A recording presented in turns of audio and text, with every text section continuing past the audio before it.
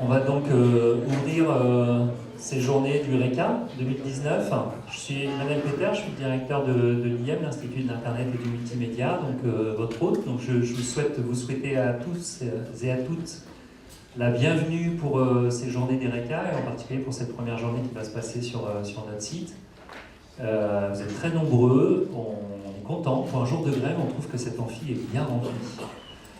Donc merci et bravo de nous d'avoir fait l'effort de venir jusqu'ici. Puis ceux que peut-être vos camarades qui n'ont pas réussi à venir, on fait une captation, pas online mais offline. Donc ce sera rapidement diffusé sur la chaîne YouTube de l'école, l'ensemble des échanges qu'il y aura eu sur toute cette journée.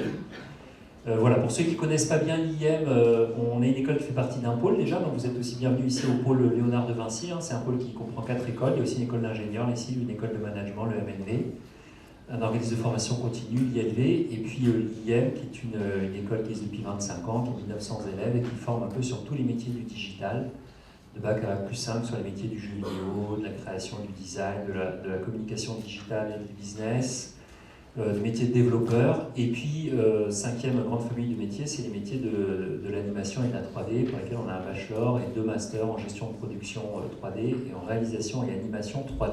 Voilà, et depuis quelques années, on est très heureux d'avoir rejoint le RECA, et on est très heureux aussi que le RECA nous ait proposé de participer à l'organisation de ces journées. Donc j'en profite aussi pour remercier vraiment toutes les personnes qui ont participé à cette organisation, parce que je sais qu'ils sont nombreux, les équipes d'étudiants de l'école, aussi des écoles partenaires, en particulier Sainte-Geneviève, si je ne me trompe pas, tous les étudiants de Sainte-Geneviève et les équipes pédagogiques qui sont là, nos intervenants, voilà, et puis nos animatrices qui vont très bientôt se présenter. Voilà, et puis donc Christine, je vous présente pour ceux qui ne la connaissent pas, Christine Mazreau, qui est la déléguée générale du RECA. Merci Christine de nous avoir proposé d'organiser ça avec vous. Et puis je crois que tu vas nous expliquer un petit peu le fonctionnement des 2 journées. Ou pas. Bon, voilà. Merci à tous. Merci.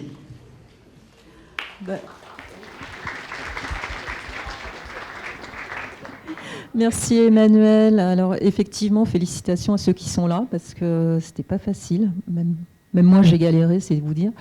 Donc j'espère que la journée vous sera profitable et que vous ne serez pas venus pour rien, mais je pense qu'elle va être super intéressante. Je voulais effectivement remercier aussi IIM de nous accueillir. C'est un cadre assez exceptionnel pour nos journées. C'est la 4e édition, mais j'en reparlerai tout à l'heure.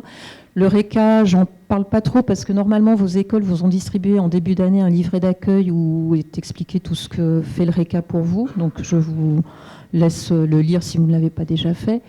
Dans mes remerciements, je continue quand même. Je fais un peu comme au César, j'adore. IIM, alors Emmanuel bien évidemment, Marc qui, je ne sais pas, est responsable de l'animation 3D, voilà, c'est ça, qui nous a bien accompagnés aussi sur ces journées. Marie, où es-tu là-haut? Alors elle, c'est l'organisatrice chef.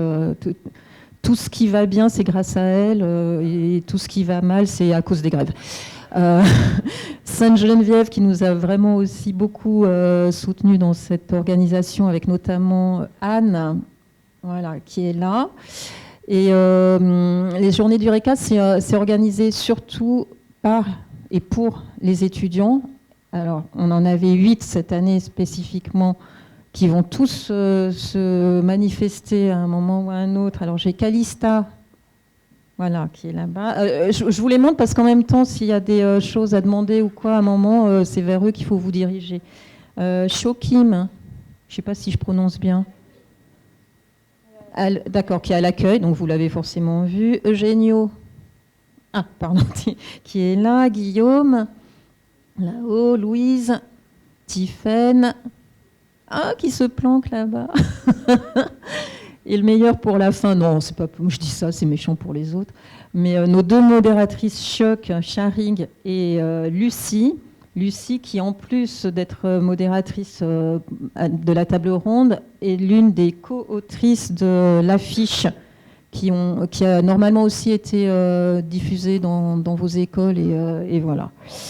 Je crois que j'ai remercié à peu près tous les gens que je devais remercier. Donc les journées ce matin, ici, une table ronde. Le sujet a été choisi par les étudiants, donc normalement, il devrait vous intéresser, parce que sinon, je ne sais plus comment faire. C'est comment se construire un réseau professionnel dès l'école. On part souvent du constat, pas de réseau, pas de boulot. Bon, c'est pas tout à fait vrai non plus, il ne faut pas paniquer. Mais voilà, on va vous donner plein de trucs pour commencer à vous constituer des carnets d'adresses qui vous serviront dès la sortie de l'école pour ceux qui ont envie de travailler, hein, parce que peut-être il y en a qui ont autre chose à faire, je ne sais pas. Après, il y aura une pause déjeuner libre. Donc je pense qu'à la Défense, vous avez assez de choix. On vous laissera découvrir les environs à pied. Éviter les transports en commun. Je n'y reviens pas. On reprendra assez tôt, hein, 13h30, je crois. C'est ça qui était prévu. Oui, c'est ça, 13h30, avec une masterclass de Nicolas Devaux. Je pense que la majorité d'entre vous connaît Nicolas Devaux. C'est l'auteur notamment de la série Athleticus qui a servi de base aux affiches justement des journées du RECA. Est-ce que vous connaissez? Ouais? Levez la main ceux qui connaissent, que je me rende compte. Ouais, d'accord. Bon, c'est un type super, hein. Moi je l'adore. Enfin, c'est pas pour ça qu'on l'a invité, mais il a un parcours vraiment intéressant et puis une vision de l'animation intéressante aussi. Donc il nous fera sa masterclass. Elle devait être animée par son éditeur. Il a aussi produit un livre sur Athleticus, donc Dimitri Granovski, qui malheureusement ne peut pas venir. Donc il s'animera tout seul. Bon, pour un spécialiste de l'animation, finalement, c'est pas mal. Demain, ça se passe pas ici, ça se passe au Forum des Images. C'est une journée consacrée aux rencontres entreprises étudiants et notamment speed recruiting, donc possibilité de trouver soit des stages, soit des boulots demain. Le matin, c'est des entreprises qui viennent se présenter à vous, donc qui raconteront un peu ce qu'elles font, d'où elles viennent et ce qu'elles recherchent comme poste. Sortant de ces présentations, vous aurez la possibilité donc, de vous inscrire pour les entretiens qui auront lieu l'après-midi. Je vous réexpliquerai ça demain plus en détail. On va là, je pense, tout de suite passer à la table ronde parce que je les entends piaffer d'impatience, nos modératrices. Je leur laisse le micro. Ça va aller les filles? Allez. Du coup...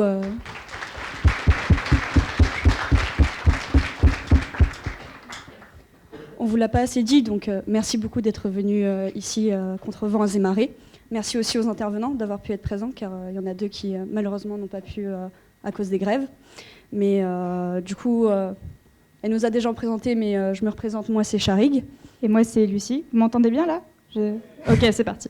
Oui, mais du coup, ça fait qu'on a le plaisir d'accueillir Marie-Pierre Journet, qui a eu la gentillesse de s'incruster au palais la dernière minute, mais on est ravis. On est ravis qu'elle soit là. Donc elle est des femmes s'animent, voilà, de l'association. Du coup, la table ronde, chaque intervenant va parler les uns après les autres, vont se présenter leur parcours, parler du coup du sujet. Puis après, il y aura 1 heure pour vous puissiez poser vos questions. Donc n'hésitez pas à prendre des notes et à poser des questions à ce moment-là. On fera passer les micros pour qu'on puisse bien vous entendre. Donc on va commencer par Jean-Emmanuel Godard, qui est réalisateur et cofondateur d'Animate Society. Puis on va passer par Emmanuel Aubeau, qui à l'époque travaillait dans les écoles, donc Isère Digital et chez nous, on la remercie, qui est maintenant recruteuse chez Fortiche. Puis donc Antoine Bieber, qui est réalisateur de films d'animation, et comme l'a dit Lucie, Marie-Pierre Journet, qui est des Femmes s'animent. Voilà, donc je t'en prie, vas-y. Merci. Bonjour à tous et merci encore pour votre accueil et votre présence. Alors, moi, je suis donc Jean-Emmanuel Godard, je suis réalisateur et producteur de fiction, documentaire, clips. J'ai fait l'ESRA Paris, donc avec 2 ans de tronc commun, une 3e année en spécialisation documentaire et TV. Puis je suis parti à New York pendant un peu plus d'1 an où j'ai fait un master là-bas en spécialisation en cinéma américain. Et puis suite à ça, j'ai donc continué mon parcours, j'ai travaillé pour le groupe M6. J'ai réalisé mon premier documentaire de 52 minutes pour France Télévisions, qui était sur le départ du Tour de France en Corse en 2013. J'ai également réalisé un documentaire de 25 minutes pour la chaîne américaine PBS. Là, c'était sur les Jeux Olympiques de Vancouver. Ensuite, premier court-métrage avec lequel j'ai gagné des prix. Puis après ce premier court-métrage, j'ai eu la chance d'avoir l'opportunité de faire mon premier long-métrage, donc que j'ai écrit et réalisé donc à New York, avec un des rôles principaux Gérard Depardieu. Donc là, nous sommes en fin de vente internationale via notre distributeur allemand. Et voilà, et entre-temps, donc j'ai cofondé la société de production Behave Production, dont je suis le président directeur général. Où donc nous produisons beaucoup de choses, toujours dans la fiction, documentaire. Et donc également la co-création, donc avec Ludovic Viard qui est présent là-bas, du réseau social Animate Society, afin de justement mettre en avant les talents que la France compte dans ce secteur.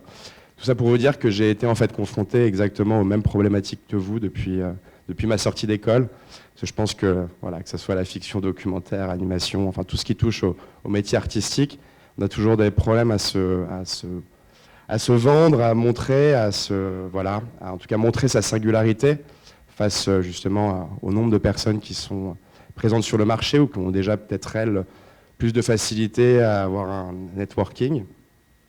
Donc c'était vraiment dans cette optique-là que nous avons co-créé ce réseau social, qui donc permet en fait à chaque artiste de pouvoir montrer donc sa singularité, son travail, son parcours, et en fait donc d'être relié à différentes entités, donc l'école dans laquelle elle a fait sa formation, et les entreprises dans lesquelles elle a pu faire un stage ou bien travailler. Et donc d'avoir une vision globale de son networking comme ça.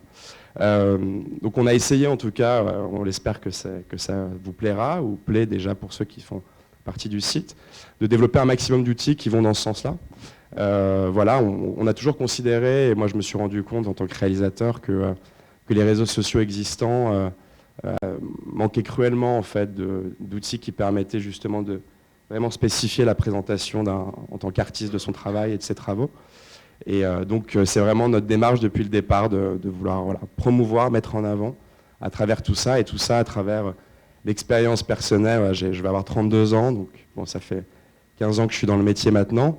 Donc voilà, pour justement que cette expérience serve à tout le monde. Voilà, je vous remercie beaucoup.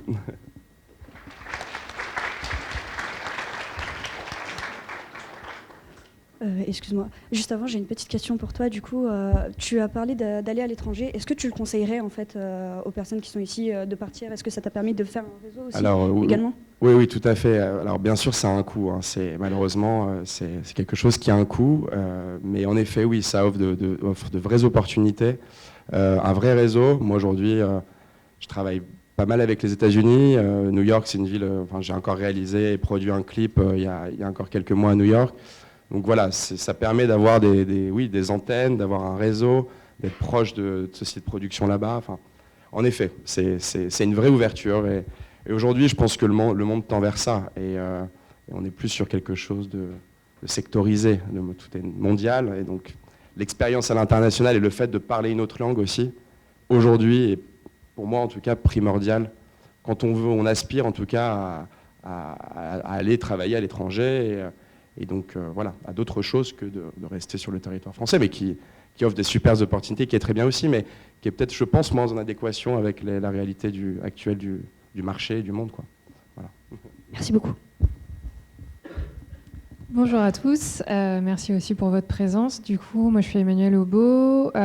Alors pour retracer rapidement le parcours, comme disait Charik tout à l'heure, avant j'étais côté école, je m'occupais des relations entreprises, c'est-à-dire que j'accompagnais les étudiants dans leur premier pas vers le monde professionnel et en plus particulièrement dans le monde de l'animation, dans la recherche de stage, dans la recherche d'alternance. Et forcément, cet accompagnement passait d'abord par instruire petit à petit cette notion de se construire un réseau. Et au départ, quand on sort du lycée et quand on intègre une école d'études supérieures, c'est quelque chose qui paraît très éloigné et on se dit qu'on a le temps. Et soit vous avez un petit peu de temps, mais il faut profiter de ces années d'études pour commencer les premières étapes. C'est d'autant plus parlant pour moi maintenant qui suis passée côté studio d'animation où je suis responsable RH chez Fortige Productions. Et donc forcément, au quotidien, nous avons des étudiants comme vous en recherche de stage, mais aussi des jeunes diplômés qui recherchent leurs premières expériences post-diplôme.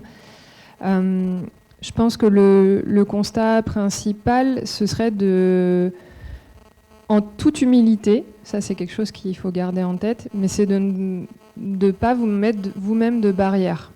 Vous avez aujourd'hui plusieurs outils qui vous permettent petit à petit de construire votre réseau, et aussi vos écoles vous permettent différentes actions. La première chose, c'est que votre réseau, et ça je l'ai déjà dit aux étudiants avec qui j'ai eu l'occasion de travailler jusqu'à présent, votre réseau déjà c'est votre classe. Ce sont des personnes que vous allez, avec de très grandes chances, recroiser dans votre futur professionnel. Et l'attitude que vous avez en cours, l'investissement que vous donnez dans vos études, dans vos projets que vous faites ensemble, vos films de fin d'études, etc., vous donne cette opportunité. Il y a un petit bzz, bzz, bzz, mais... Alors moi, j'en ai pas. Pardon. Non ? Bon, ça va mieux, je crois. L'idée étant de construire ce premier réseau et de donner vos premières impressions, elles se donnent comme ça. Parce que derrière, ces personnes comme vous vont se retrouver dans les studios et au quotidien, lorsque là, aujourd'hui, on a la chance chez Fortige d'être dans une phase où on recrute tous les jours. Et tous les jours, lorsque l'on a un poste à pourvoir, la première chose qui se passe, c'est en interne, est-ce que tu connais quelqu'un qui, et parfois la personne d'elle-même, tiens, je te suggère tel profil. Et pouvoir coopter quelqu'un comme ça, on ne le fait pas à la légère, on ne le fait pas parce que juste c'est son pote. On le fait parce qu'on sait que cette personne a de grandes chances d'avoir les capacités de prendre ce poste, que ça se passe bien et de s'intégrer dans l'équipe. Donc ça, c'est la première chose, c'est votre premier réseau. Votre deuxième réseau à l'école, ce sont tous les intervenants que vos écoles font venir, qui sont des professionnels, en général en activité. Bien évidemment, ils viennent vous donner cours pour vous transmettre un savoir, mais ne croyez pas que ça ne va pas plus loin. Ils vous observent, ils écoutent vos questions, ils sont dans l'analyse, ils savent que eux, dans leur studio, peuvent avoir des besoins, mais ils ont aussi tout leur entourage qui travaille dans d'autres studios. Donc voilà, et là vous vous rendez compte que juste en étant sur le banc de cet amphi ou sur la chaise de votre salle de classe, vous êtes déjà en train de vous créer votre réseau. Après, vos premières actions, vos autres actions, pardon, elles vont bien sûr passer par les stages et les recherches d'emploi, par votre visibilité aussi sur LinkedIn. Pour ceux qui sont plutôt sur des images fixes sur ArtStation, pour ceux qui sont plutôt sur de l'anime ou en tout cas de l'image animée, on va aller vers du YouTube, vers du Vimeo, etc. Et ça aussi, c'est votre vitrine, il faut qu'elle soit bien construite, il faut qu'elle reflète vos capacités, votre talent, aussi votre style, et montrer aussi que vous pouvez vous adapter au style du studio que vous visez. Donc il y a toujours aussi cette notion de personnalisation. Et le réseau, c'est aussi parfois d'aller un petit peu plus loin. C'est justement à la fin d'un cours, c'est d'aller discuter avec cet intervenant, bien, sans être trop intrusif, mais et soyez curieux, posez vos questions, intéressez-vous, suivez l'actualité par des réseaux comme le RECA, par des conférences, le festival d'Annecy, etc. Tout ça, nourrissez-vous en fait en permanence. Prenez tout ce que vous avez à apprendre. Aujourd'hui, même si vous avez l'impression que ça ne vous sera pas utile à un moment T, qui vous dit que dans 5 ans, ce ne sera pas nécessaire pour vous ? Et dans 5 ans, cette personne-là, vous allez peut-être la croiser dans un studio et dire « Ah ouais !» Et nous, quand on a un entretien et qu'il y a eu une mauvaise expérience avant, j'ai toujours quelqu'un après qui passe sa tête dans le bureau. « Ouf, vous comptez le recruter là ?» Oui. Voilà, moi je vous dis juste ce qui s'est passé dans tel studio ou à l'école, etc. Donc voilà, vous êtes toujours en fait en train d'être le reflet de qui vous êtes et de vos compétences. Et après, je dirais aussi, n'hésitez pas, hein, grâce à LinkedIn, grâce à des événements comme ça, qu'est-ce qui vous empêche derrière de faire un petit message sur LinkedIn ? Et c'est pas d'être dans une demande d'un stage ou d'un emploi, c'est peut-être juste d'être dans la curiosité, d'en savoir toujours plus. Donc, je sais pas, vous avez un prof qui est lighter, vous avez envie de faire du lighting plus tard. Un petit message, est-ce que, à tout hasard, vous aurez l'occasion un soir de prendre un café pendant peut-être 20-30 minutes et que je puisse connaître un peu plus votre parcours et vos conseils. Peut-être que sur 10 personnes que vous contacterez, il y en a 9 qui ne vous répondront pas. S'il y en a une qui vous répond oui et qui accepte de vous rencontrer, bah, vous avez déjà un contact. Voilà, et ainsi de suite. Moi, j'aurais juste une petite question. Du coup, tu parlais de ne pas être intrusif, mais c'est une question un peu pour vous tous, bien sûr. Mais justement, comment arriver à avoir cet équilibre entre la curiosité et ne pas paraître désespéré en fait d'un travail ou même. Surtout qu'il y a des gens qui ont ce qu'on appelle la timidité. Donc ça rajoute une barrière en plus. Donc effectivement, demander du coup à LinkedIn en message privé, du coup ça enlève la barrière du réel comme c'est virtuel. Et quand on se retrouve en face de la personne, bah, on se retrouve en face de la personne, mais on l'a voulu entre guillemets. Du coup, ce serait peut-être plus simple. Mais du coup, voilà. Après, justement, oui, effectivement, cette timidité qui est parfois naturelle et on ne peut pas l'enlever comme ça du jour au lendemain. Donc dans ces cas-là, je vous conseille d'abord peut-être plus d'aller vers les intervenants que vous voyez parce qu'il y a un côté un peu plus confortable. Peut-être aussi vous servir en point d'appui de vos camarades qui ne le sont pas. Il y en a qui ont toujours le contact plus facile. Vous vous dites, mais comment il fait il parle avec tout le monde. Servez-vous d'eux, c'est pas grave, justement. Et puis, soyez à côté, soyez dans l'écoute, en fait. Restez avec eux lorsqu'ils viennent aborder. On n'a pas tous les mêmes personnalités, et heureusement. Donc, peut-être servez-vous de ces points d'appui-là. Je sais qu'il y a un programme aussi avec les femmes s'animent pour ça.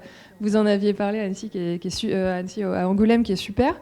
Donc, il y a plein de petites choses, justement, pour ça. Et alors, ne pas être intrusif, ouais, l'équilibre, il est toujours assez difficile à trouver.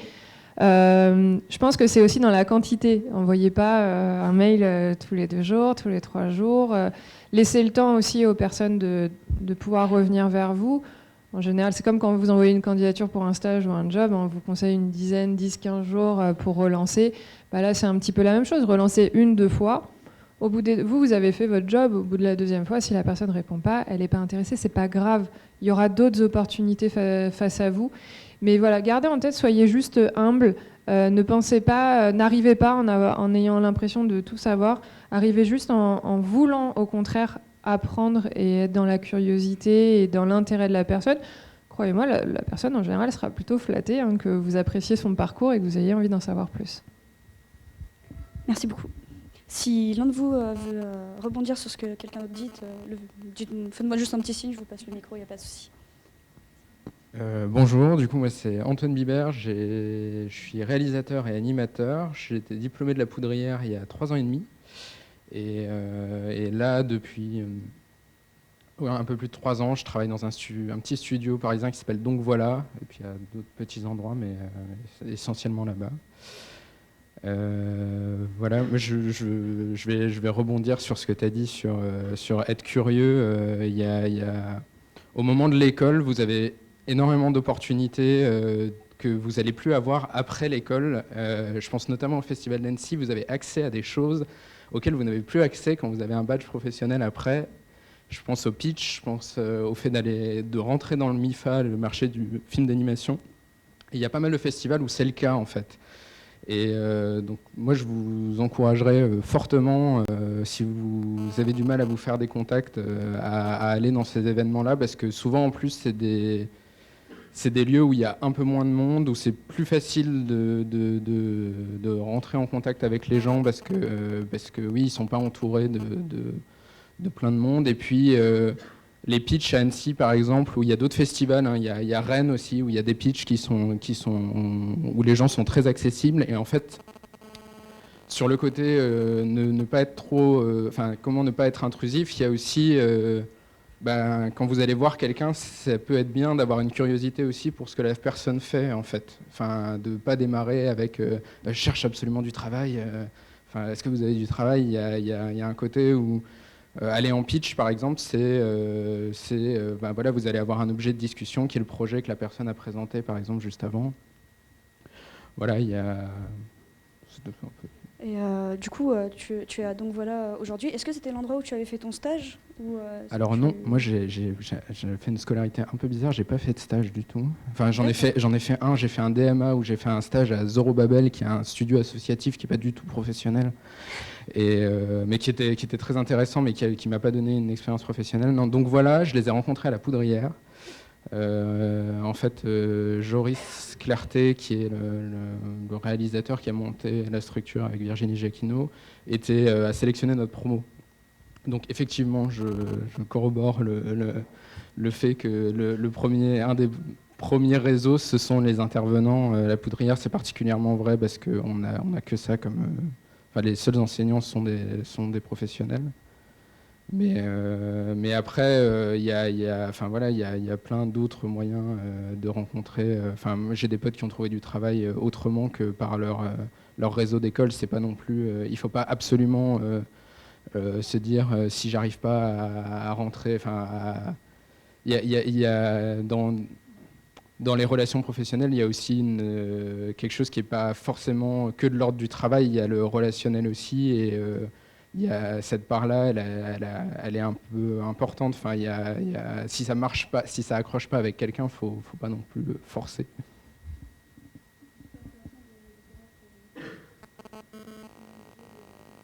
On n'entend pas. Je vais parler plus fort.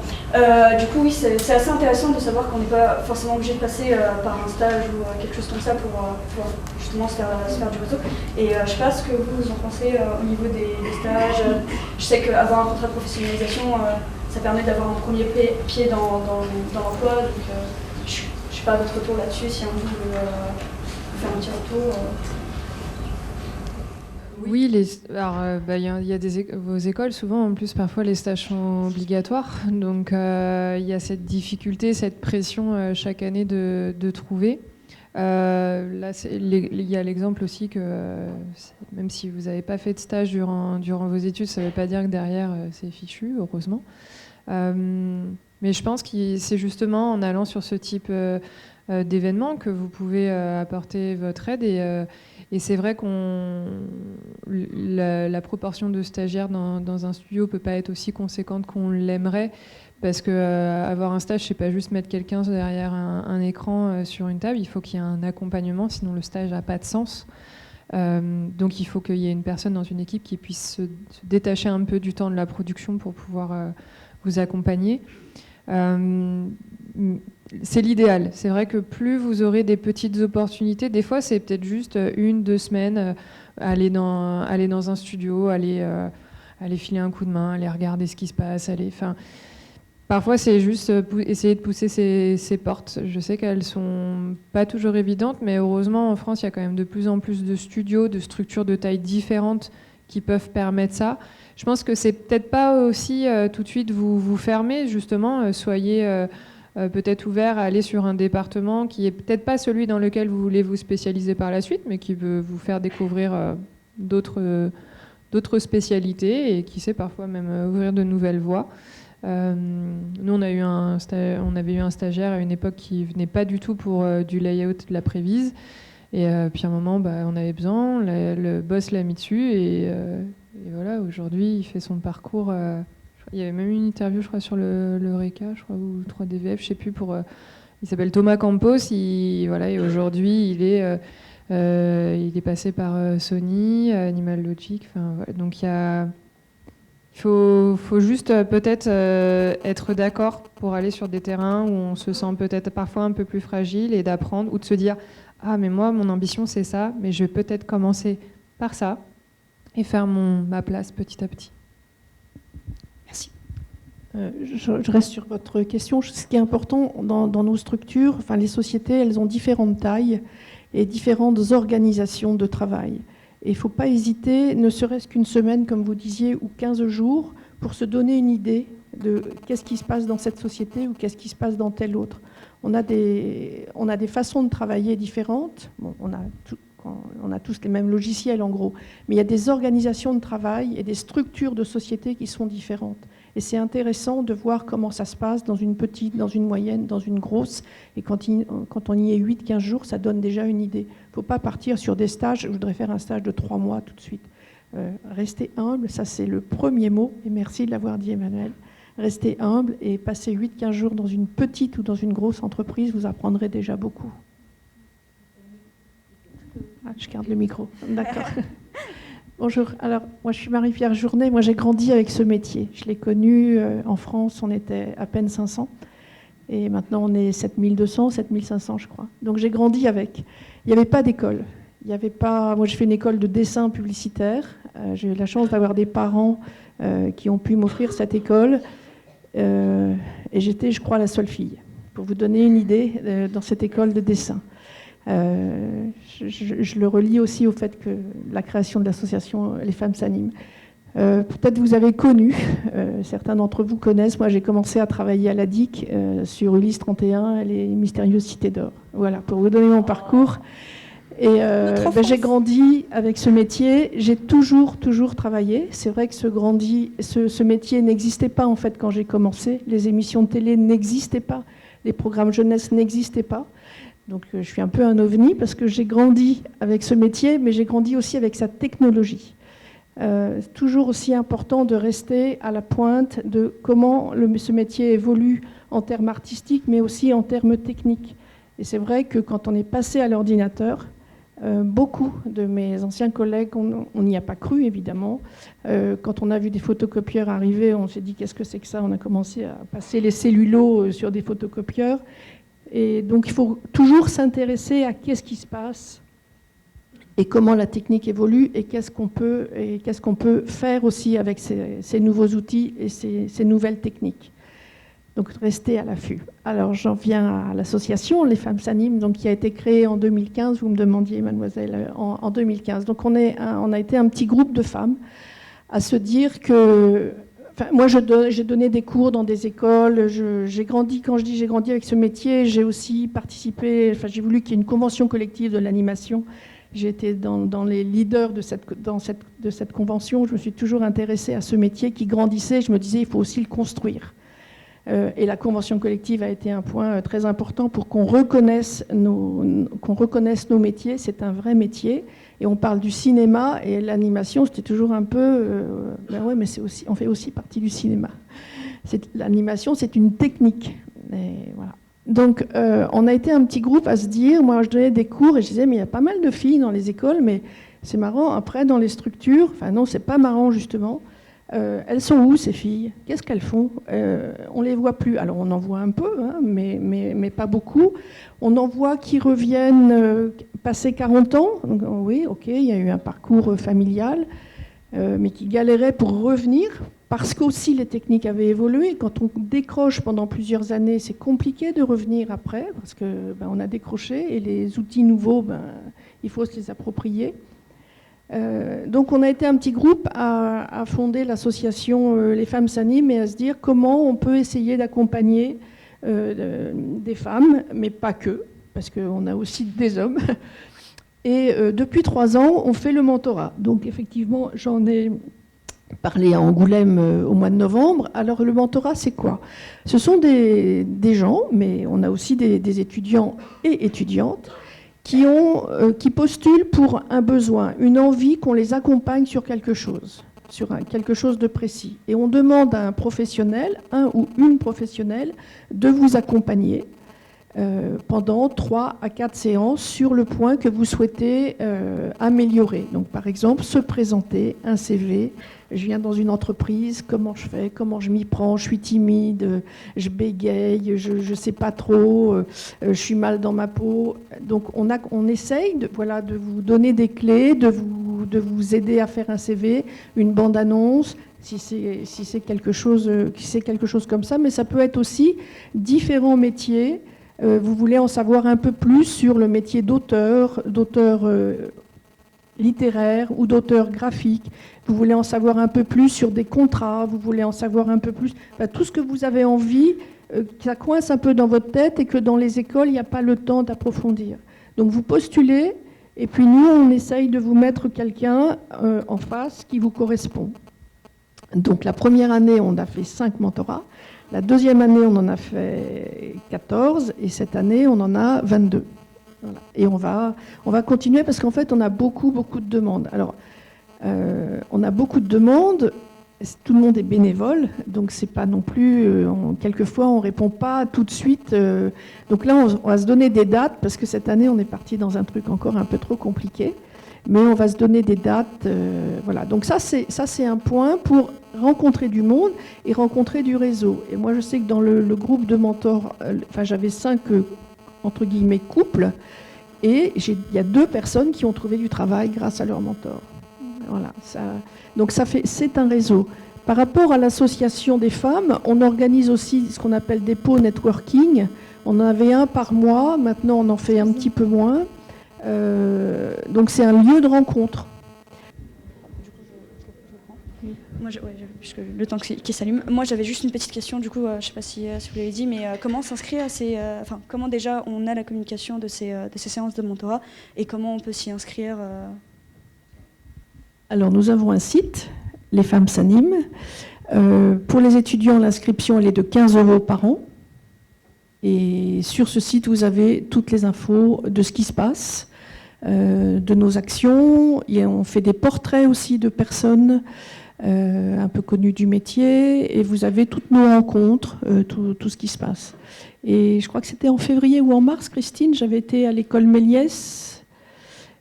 En mars, quelquefois, Christine fait appel à nous. Il y avait eu des rencontres à l'école Méliès. Et là, j'étais venue parler du harcèlement et du sexisme par rapport auprès des étudiants. Voilà, on peut intervenir dans des écoles si on nous le demande pour une action, mais sinon vous pouvez vous inscrire sur le site.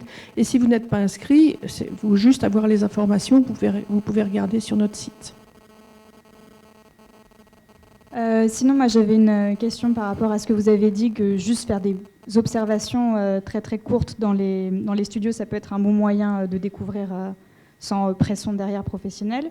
Et j'ai pensé ça justement parce qu'il y a certaines personnes qui ne savent pas précisément qu'est-ce qu'elles veulent faire, et ça peut être un bon moyen, parce qu'on dit construire un réseau, mais si on ne sait pas dans quoi on peut s'embarquer, ça peut être un bon moyen pour avoir quelque chose.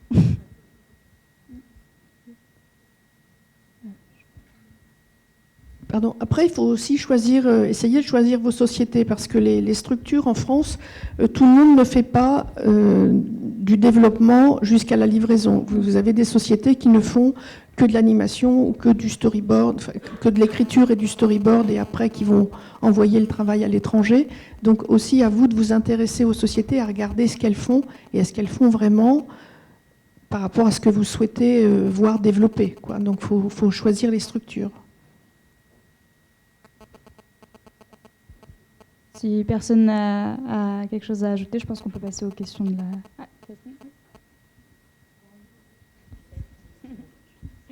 Merci. Non, je pense c'est pas pour ajouter des choses. Si, je vais ajouter des choses d'ailleurs, parce que j'aime bien toujours ajouter. Non, je voulais revenir sur 2-3 points que vous aviez évoqués. C'est pas forcément des questions, mais c'est plus des choses sur lesquelles je pense qu'il est bon d'insister. Jean-Emmanuel, tu parlais de la langue et de maîtriser l'anglais. Je pense que pour aller à New York, évidemment, c'est essentiel.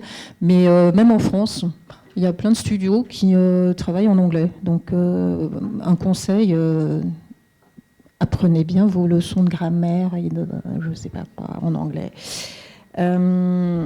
Emmanuel, tu disais, et c'est vrai, et on le constate tout le temps, les professionnels adorent qu'on leur demande des conseils, ils se sentent l'âme très partageuse sur ça, et en plus ça leur prouve qu'ils savent plein de trucs, sont au courant de tout, etc. Donc n'hésitez surtout pas, mettez-vous effectivement en position assez humble, mais posez-leur plein de questions sur eux, tout le monde adore, hein, donc franchement n'hésitez pas. Lucie, tu parlais de timidité. Moi, je suis extrêmement timide. Ça se voit peut-être pas, mais je suis vraiment maladivement timide. Ça m'a posé quelques soucis en début de carrière, clairement. Après, pour avoir navigué dans pas mal de secteurs de l'audiovisuel ou du cinéma au sens très large, l'animation est un monde... Alors, j'aime pas ce mot parce qu'il est très galvaudé en ce moment, mais c'est un monde extrêmement bienveillant. Donc vraiment, essayez de passer au-delà de cette timidité, parce que les gens auxquels vous serez confrontés, entre guillemets, parce qu'il n'y a pas de confrontation justement, sont vraiment là, je pense, pour vous prendre sous leur aile et vous aider dans votre parcours. Donc n'ayez crainte. Plusieurs fois, on a parlé de LinkedIn. C'est un réseau assez essentiel. Je voulais revenir aussi là-dessus. Il y a pas mal de gros studios, enfin les 2 gros studios français, pardon Fortiche, hein, mais Micros et MacGuff, pour ne pas les nommer, travaillent quasi exclusivement là-dessus, en partant de là. Donc pensez bien à mettre vos pages à jour, inscrivez-vous si vous n'êtes pas inscrit. Est-ce qu'il y en a qui n'ont pas de page LinkedIn? Ils ne vont pas oser lever le doigt, là? Si, quand même. Ah ouais. Donc, s'il y a une chose à retenir de la journée, ce soir, vous branchez sur Internet et vous créez une page. C'est vraiment essentiel. Beaucoup travaillent avec ça. Dernière chose, on a souvent évoqué Angoulême. Alors, Angoulême, c'est une ville, ça, je pense que tout le monde connaît, mais dans le milieu de l'animation, quand on dit Angoulême, on parle des RAF, en fait. Et RAF, c'est l'acronyme qui signifie Rencontre, Animation, Formation. C'est 3 jours où le monde économique de l'animation, donc les studios, les boîtes de prod, etc., rencontre le monde de l'enseignement, dans toutes les écoles d'anime, pas que celle du RECA, et discute de où en est la profession, vers quoi on va, où en est l'emploi, etc. Donc c'est vrai que là aussi, c'est un endroit où si vous avez la possibilité d'aller, alors peut-être pas en tant qu'étudiant, mais que tout jeune diplômé, il y a plein de choses à apprendre, et puis surtout plein de gens à rencontrer, sans compter qu'il y a des cocktails dans tous les sens, des dîners dans tous les sens, donc en plus c'est plutôt festif et c'est sympa, et parfois quand on est timide, on va parler autour d'un petit verre de... Qu'est-ce que c'est là-bas? Du cognac, c'est ça? Cognac, bien sûr. C'est plus facile, clairement aussi. Voilà, ça c'était les petites remarques que je voulais faire sur tout ce qui avait été dit. J'ai quelques compléments d'information aussi. Alors, les femmes s'animent, c'est un réseau, c'est une association. Il y a d'autres associations qui existent. Moi, je pense notamment à l'Agraphe. Je ne sais pas si certains connaissent, mais qui est donc une association des auteurs groupés. Le R, je ne sais plus ce que ça veut dire. Bref, c'est les artistes, graphistes, littéraires et dessins. Et les réalisateurs aussi. Et réalisateurs, peut-être le R, oui, tu as raison, merci Marie-Pierre. Qui, pareil, organisent aussi des petites conférences, des tables rondes, des rencontres. Donc, c'est un réseau hyper sympa. N'hésitez pas, renseignez-vous, allez les voir. Marie-Pierre, je me demandais, est-ce que les femmes s'animent font toujours leur apéro aussi? Le pot au Carpe Diem qu'on faisait tous les mois, donc là on l'a changé par trimestre, une fois par trimestre, et à la rentrée de janvier, on va changer, on ne va plus aller au Carpe Diem. Carpe Diem, c'était le nom d'un bistrot aux Halles, dans le quartier des Halles. On va aller dans des sociétés, en fait. On va aller de société en société qui vont nous accueillir, ce qui va permettre aux gens il y aura une petite présentation de la structure, et comme ça permettra aux gens qui sont là de connaître une structure. D'accord. Et ça continue d'être ouvert aux adhérents, alors? Complètement. D'accord. Oui, donc là, typiquement, c'est encore même mieux, finalement, dans les structures. On a voulu changer, et on s'est dit, c'est un moyen pour les jeunes et les moins jeunes de faire connaître une structure, et que la structure voit des personnes qui s'intéressent aussi à leur structure. Voilà. C'est un moyen de les rencontrer de manière informelle. D'accord. Typiquement, ce genre de possibilités, n'hésitez surtout pas à y aller. C'est l'endroit où on ramasse les cartes de visite, où on se fait connaître, où, là encore, dans peut-être des circonstances moins intimidantes qu'un entretien d'embauche ou je ne sais quoi, rencontrer des gens, créer son réseau, puisque c'est... Ah oui, c'est le sujet de la table ronde, ça tombe bien. Donc l'Agraphe, après je voulais signaler qu'il y avait aussi des résidences d'accompagnement, des résidences d'écriture qui existaient. Je pense à Cyclic, qui est une agence du centre de la France qui organise ça, mais il y en a plein d'autres, donc renseignez-vous là-dessus aussi. C'est parfois un moyen de faire une transition assez douce entre l'école et puis le monde du travail. On parlait des réseaux des intervenants dans les écoles, mais il y a aussi des réseaux d'anciens, je pense. Il y a pas mal d'écoles qui gardent en mémoire et je pense qu'ils organisent des petits événements aussi avec leurs anciens. Donc, participer à ça aussi, évidemment. C'est plus facile peut-être de prendre contact avec un diplômé, je sais pas, qui a eu son diplôme 2-3 ans avant vous, que peut-être un vieux de la vieille qui a 20 ans d'expérience et qui est très impressionnant, je peux le comprendre.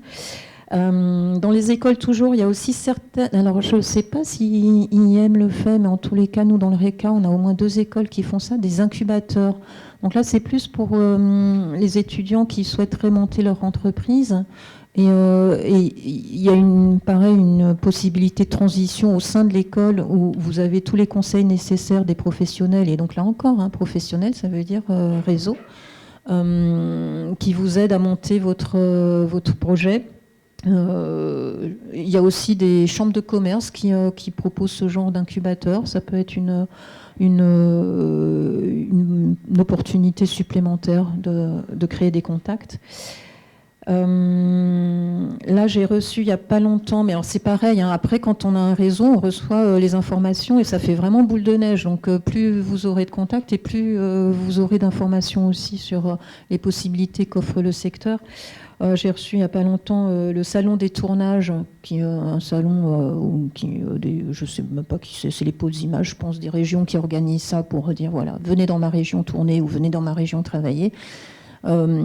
Qui va organiser aussi un événement plutôt de réseautage. Donc c'est pareil, c'est des événements, il faut y aller, ou des salons, enfin on en a parlé aussi, Annecy évidemment, Rennes évidemment, le Satis pourquoi pas, enfin bon, vraiment là il y a de la littérature qui vous informe de tout ça. Tiens, j'en profite pour faire ma pub.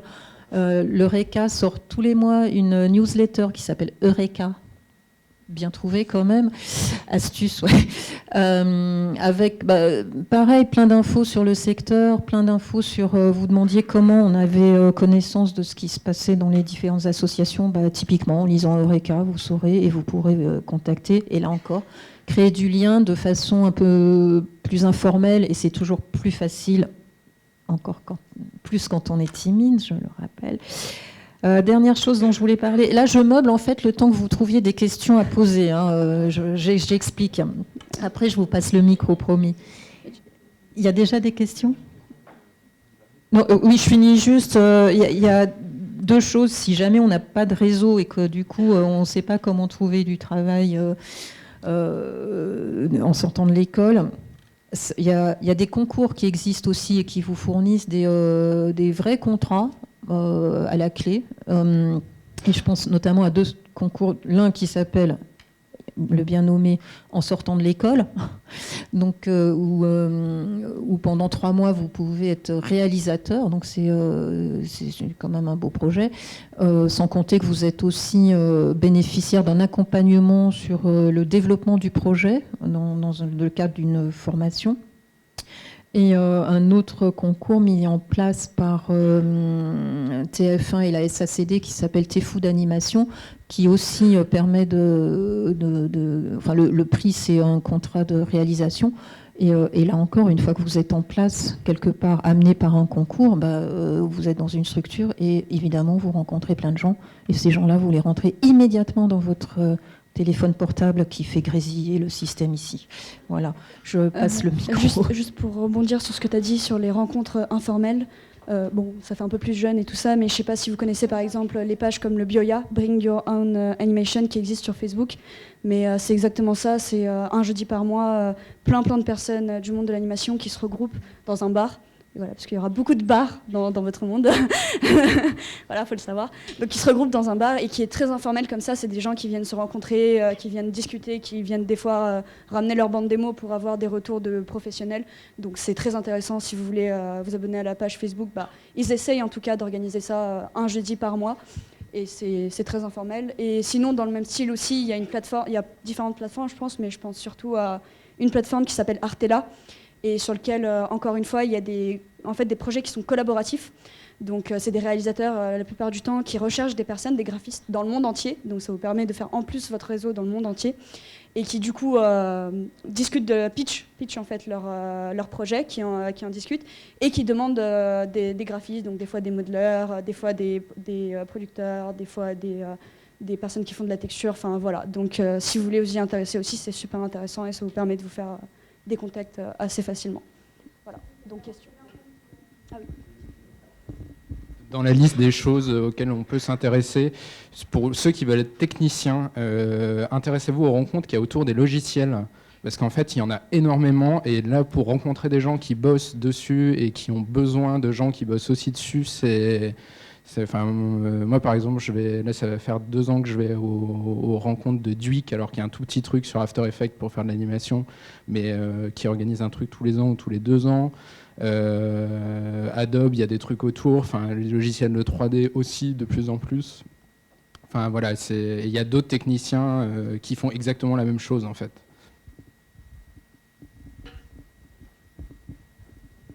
Ok, non, c'est bon. Donc juste, voilà, je me présente. Je suis en année 5 dans une petite classe justement de 17 personnes. Et nous, on a une question qui se tourne toujours un petit peu autour du métier de réalisateur. Donc c'est peut-être pour Jean-Emmanuel et pour Antoine. Ça serait de savoir comment construire, est-ce que déjà construire son réseau dans le milieu de la réalisation d'être réalisateur est semblable à construire son réseau quand on est vraiment pure tech dans l'image en fait. Est-ce que c'est pas plus subtil et plus de bagarre en fait qu'avec d'autres réalisateurs? Est-ce que voilà, je sais pas si. Bon, alors, il y a je pense qu'il faut faire attention comme technicien, mais comme réalisateur encore plus avec qui on s'engage au tout début en fait. Les premières personnes avec qui on travaille, ça va vachement définir ce qu'on va faire après.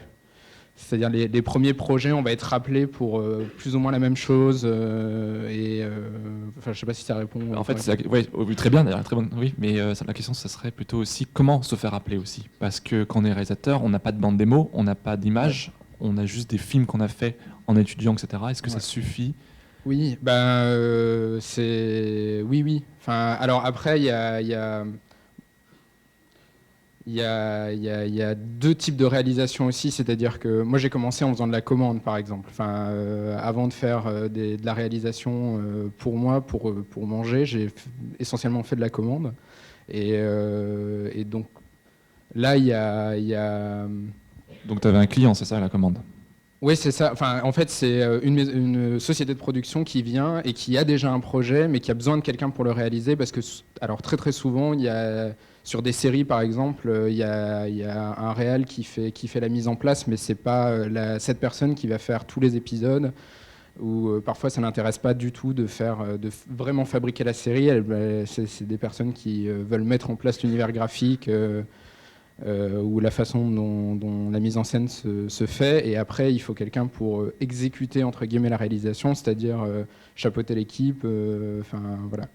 Et donc moi, je pense que c'est plus facile de commencer comme ça, parce que c'est une façon de prouver qu'on peut faire le truc sans mélanger en même temps ses intentions à soi, c'est quelque chose qui est très compliqué à apprendre. On l'apprend tout le temps en fait quand on réalise, de la partie artistique, c'est-à-dire faire des choix artistiques, c'est quelque chose qui est très compliqué, et gérer une équipe en même temps, c'est pas super simple. Et pour moi, je conseillerais de commencer par être réalisateur sur quelque chose où il y a moins d'enjeux personnels avec ce qu'on va raconter, même s'il en faut un petit peu.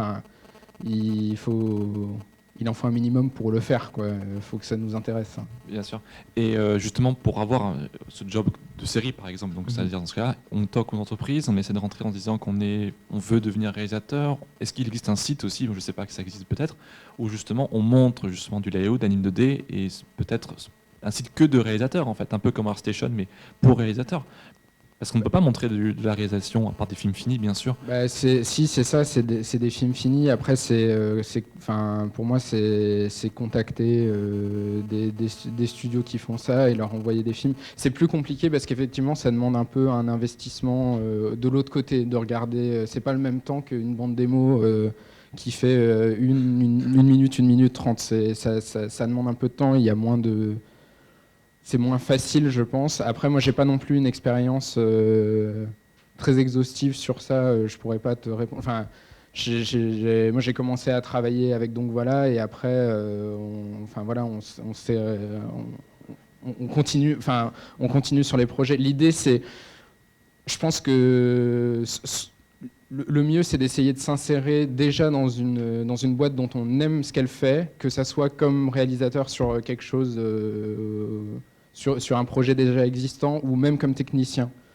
Moi, j'ai fait aussi. Ah, donc voilà, je fais aussi beaucoup d'assistants réalisateurs. Enfin, je suis beaucoup assistant réalisateur. D'accord, donc tu es passé par l'assistant réalisateur. Ouais, ce qui n'est pas forcément une étape. Enfin, c'est deux métiers très très différents, hein. Assistant réalisateur, c'est essentiellement être sur Excel et remplir des tableurs, hein. Je le précise à tout le monde. En animation, en tout cas, c'est essentiellement ça. C'est organiser le travail de tout le monde, mais c'est un poste qui est super important pour comprendre comment tout fonctionne et quels enjeux économiques ça peut avoir de prendre telle ou telle décision à la réalisation. Et tu penses qu'on est obligé de passer par assistant réel pour devenir réel? Non, je pense que il y a plein. Pour devenir réel, il y a 1000 parcours. On peut être technicien et devenir réel. On peut commencer par ça. En fait, ça dépend aussi énormément de ce que tu as envie de faire. C'est-à-dire que si le but c'est de faire de la série de gros volumes, bah, en général, ça arrive pas tout de suite en sortant de l'école direct, quoi. Il faut passer quelques étapes et effectivement passer par l'assistanat réel, ça peut être un moyen. Après, si c'est sur des formats un peu plus courts, un peu plus humbles, je pense notamment, enfin moi je fais énormément de films institutionnels. Voilà, j'ai fait des petites séries pour Arte, mais qui étaient très courtes, des tout petits formats. Et ça, c'est beaucoup plus facile à voir en sortant de l'école, mais en fait, c'est des réseaux qui sont très différents aussi. Je pense qu'il faut choisir. Le court-métrage, c'est un autre réseau. La série, c'est un autre réseau. Et le long-métrage, c'est un réseau totalement différent. Donc, voilà. Monsieur, je vais compléter pour votre question. Quand je parlais tout à l'heure de l'importance des structures et du nombre de personnes qu'elles ont et de ce qu'elles font dans ces structures. Quand vous parlez de réalisation, il faut savoir aussi, vous, ce que vous voulez faire en tant que réalisateur. Est-ce que vous voulez réaliser, comme disait Antoine, un court, un long ou de la série? Est-ce que vous voulez réaliser par rapport à du développement ou par rapport à de la fabrication ou par rapport à un ensemble? Dans les sociétés, on est amené à embaucher des réalisateurs que pour le développement d'une série. Et ce n'est pas forcément ce même réalisateur qui va réaliser la série. Et sur des séries, de plus en plus, on prend des co-réals, on va des fois jusqu'à 4 réalisateurs. Moi, j'ai eu sur un gros volume de séries jusqu'à 6 réalisateurs, parce qu'on a aussi des durées de planning de livraison qui sont très compressées de par les diffuseurs, et on prend plusieurs réalisateurs. Et on donne la chance à de jeunes réalisateurs sur 4, 5, 6 épisodes d'une série.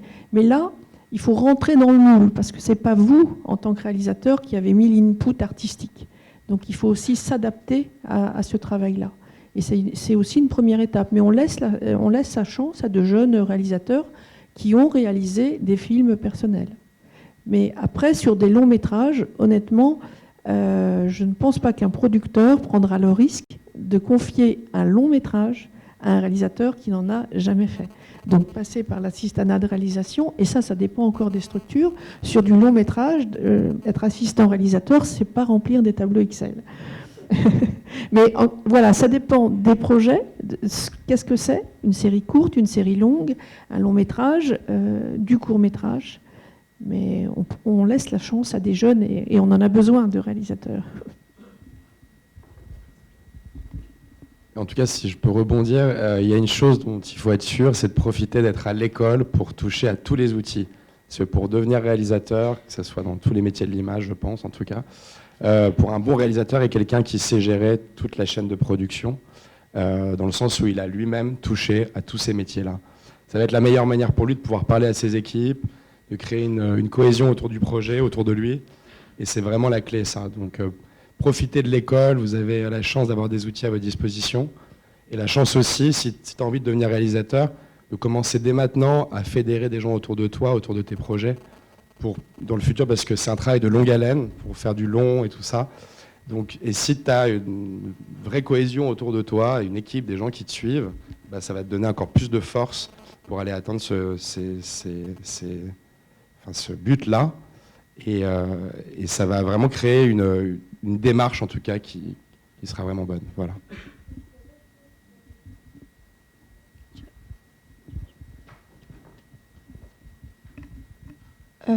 Alors, j'aurais peut-être 2 questions. Je ne sais pas si je peux poser les deux aussi. Bon.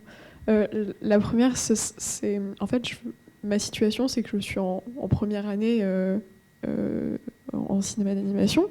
Et du coup, j'ai l'impression que mon travail n'est pas très professionnel, mais j'ai pourtant très envie d'avoir, peut-être de trouver déjà des stages pour voir comment ça se passe dans le milieu professionnel. Sauf que du coup, j'ai quand même une petite appréhension à montrer mon travail, ou je ne sais pas quel travail on pourra me donner, vu que je viens à peine de débuter et de commencer. Je ne sais pas si... T'as peur que ce soit ton dossier est très scolaire, en fait. C'est ça, très scolaire, et c'est mes premiers pas, donc Oui. peut-être pas très juste.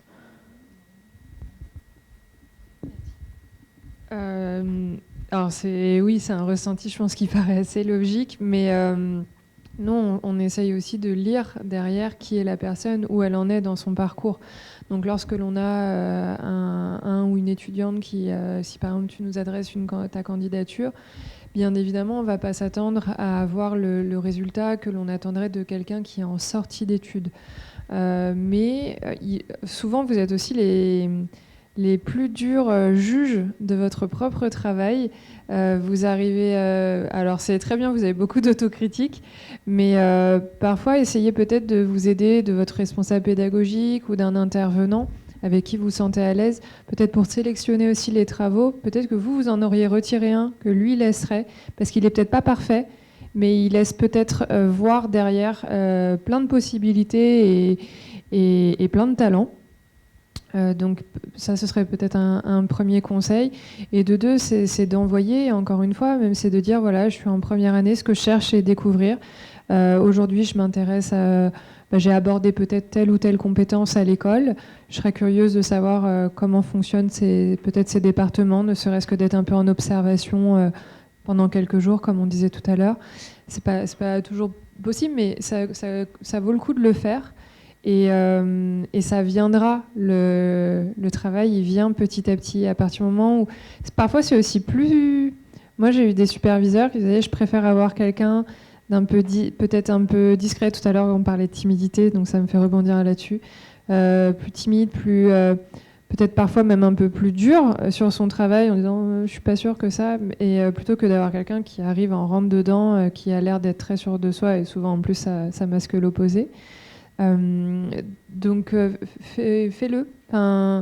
Fais-le, c'est pas grave, c'est ta première année, quoi. Donc c'est légitime. Donc montre ce que tu sais déjà faire en première année, et après c'est justement eux, leur œil, que ce soit en RH, que ce soit les superviseurs, qui petit à petit viennent gratter et disent, là il y a quelque chose qu'il faut aller creuser. D'accord. Il y a du potentiel, le fameux potentiel, exactement. Oui, mais je sais pas si d'autres personnes veulent répondre ou non. La deuxième question, du coup, ce serait plus pour tout ce qui est à l'étranger. Du coup, j'aimerais m'adresser à vous, Monsieur Godard. Est-ce que, quand vous êtes parti, vous avez d'abord, en étant en France, postulé, ou est-ce que vous êtes parti de vous-même et sur place, ensuite, vous avez trouvé...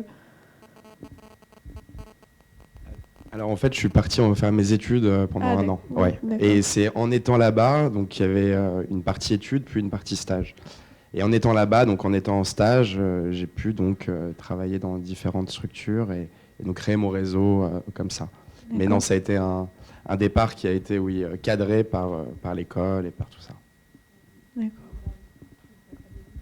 Juste, je réagis. Par exemple, il y a des programmes aussi, là je pense particulièrement au Canada, qui est quand même un pays que vous ciblez beaucoup, parce que de nombreux studios sont allés s'installer là-bas, et donc des opportunités, il y en a une multitude. Mais il y a des programmes, il y a le programme stage COOP, auquel vous pouvez participer.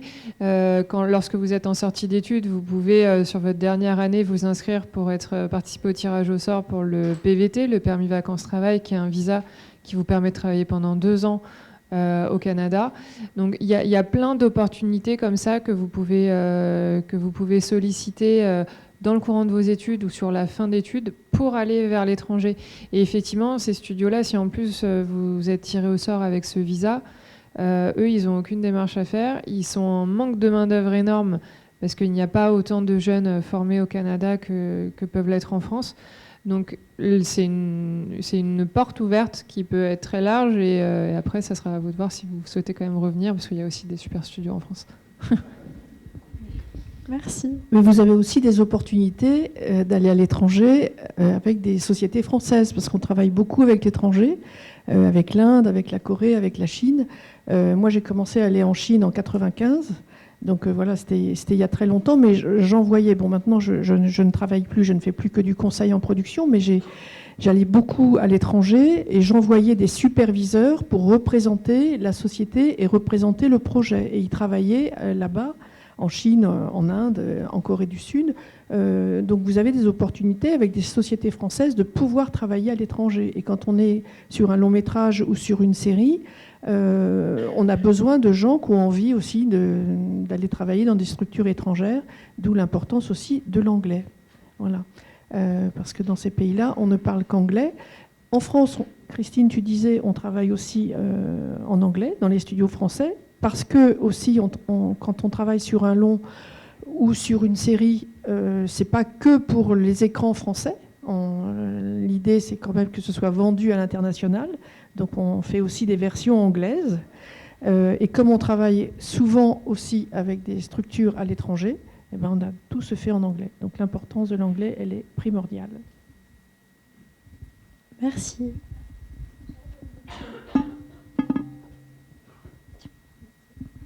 Bonjour. Moi, je me demandais, quand on veut faire par exemple un stage ou postuler pour travailler, quelque chose comme ça, déjà comment ça se passe pour vous contacter, comment se déroule un entretien et qu'est-ce que vous attendez qu'on vous présente concrètement, qu'est-ce que c'est qu'une bande démo, vous avez parlé tout à l'heure. Je vais essayer de faire un discours générique, mais dans ça, il va y avoir des aspects un peu plus spécifiques. Donc effectivement, c'est d'abord lorsque vous êtes amené à contacter un studio, avant toute chose, c'est de faire ce travail de connaissance, d'abord de découverte, de vous renseigner qu'est-ce que fait ce studio, quels sont les départements effectivement, est-ce qu'ils sont sur toute la chaîne de production ou pas, quels sont leurs précédents projets, essayer de trouver des informations sur les projets actuels lorsque celles-ci sont accessibles. Ça, c'est la première chose. C'est d'abord ce travail un peu de recherche, de sourcing. Et après, dans la candidature, donc c'est effectivement avoir votre... Moi, je rejoins aussi Christine sur le LinkedIn. Ça, c'est indispensable. On va regarder ça. Bien sûr, je pense que ça reste intéressant d'avoir aussi un CV prêt de manière spécifique, mais d'avoir son profil LinkedIn qui est bien complet. Un profil LinkedIn, c'est pas juste se créer une page, de dire qu'on est étudiant je ne sais où, et voilà. C'est mettez du contenu, essayez d'y apporter du détail. Justement, profitez-en, parce qu'un CV, vous êtes souvent limité en termes de pages déjà. Donc LinkedIn, profitez-en pour venir nous mettre des informations. C'est vrai que des fois, je pense par exemple aux personnes qui sont en production. On a assistant de production, par exemple. C'est bien, mais par exemple, sur quel département vous étiez, qu'est-ce que vous avez fait? Essayez d'aller un peu plus dans le détail plutôt qu'un simple intitulé. Pareil, si vous êtes artiste et que vous travaillez sur une série, je ne sais pas, c'était combien d'épisodes, de combien de minutes, voilà, de donner des infos. La bande démo. Alors là, après, ça va dépendre aussi de vos spécialités. Une bande démo pas trop longue, des fois, mieux vaut 1 minute. Pas de musique, sauf si, bien sûr, s'il y a de l'animation et que vous avez besoin s'il y a une scène de dialogue, s'il y a une scène de danse, par exemple, ou qu'il y a quelque chose en lien avec la musique, là, oui. Sinon, ne vous embêtez pas à trouver une musique parce qu'on coupe le son. Ensuite... détailler dans cette bande démo ce que vous avez fait. N'oubliez pas de mettre vos coordonnées. C'est tout bête, mais souvent, après, on n'a pas votre numéro, ni votre mail. Les outils sur lesquels vous travaillez. Bon, après, je laisse vos écoles faire le travail autour de ça. Et je dirais, après, dans l'abord, alors, je crois que vous avez une chance dans ce secteur, c'est qu'en général, on n'est pas hyper demandeur de lettre de motivation. Ça ne veut pas dire qu'il ne faut pas savoir en faire une. Mais d'avoir un mail, et justement dans ce mail, de montrer que vous vous êtes intéressé. Si je reçois un mail générique où j'ai l'impression qu'il a été envoyé en CCI à 50 autres studios, j'avoue que ça ne va pas me provoquer le même effet qu'une accroche personnalisé. Et là, c'est là que je disais, il y a des conseils très génériques, mais il y a aussi des spécificités. Si par exemple vous aimez le style graphique d'un studio en particulier, essayez de montrer aussi dans votre bande démo, avec d'autres styles, mais de montrer que vous pouvez vous adapter à ce style-là aussi. Donc finalement, oui, vous avez une bande démo, mais qui va peut-être pas être commune à tous les studios que vous allez viser.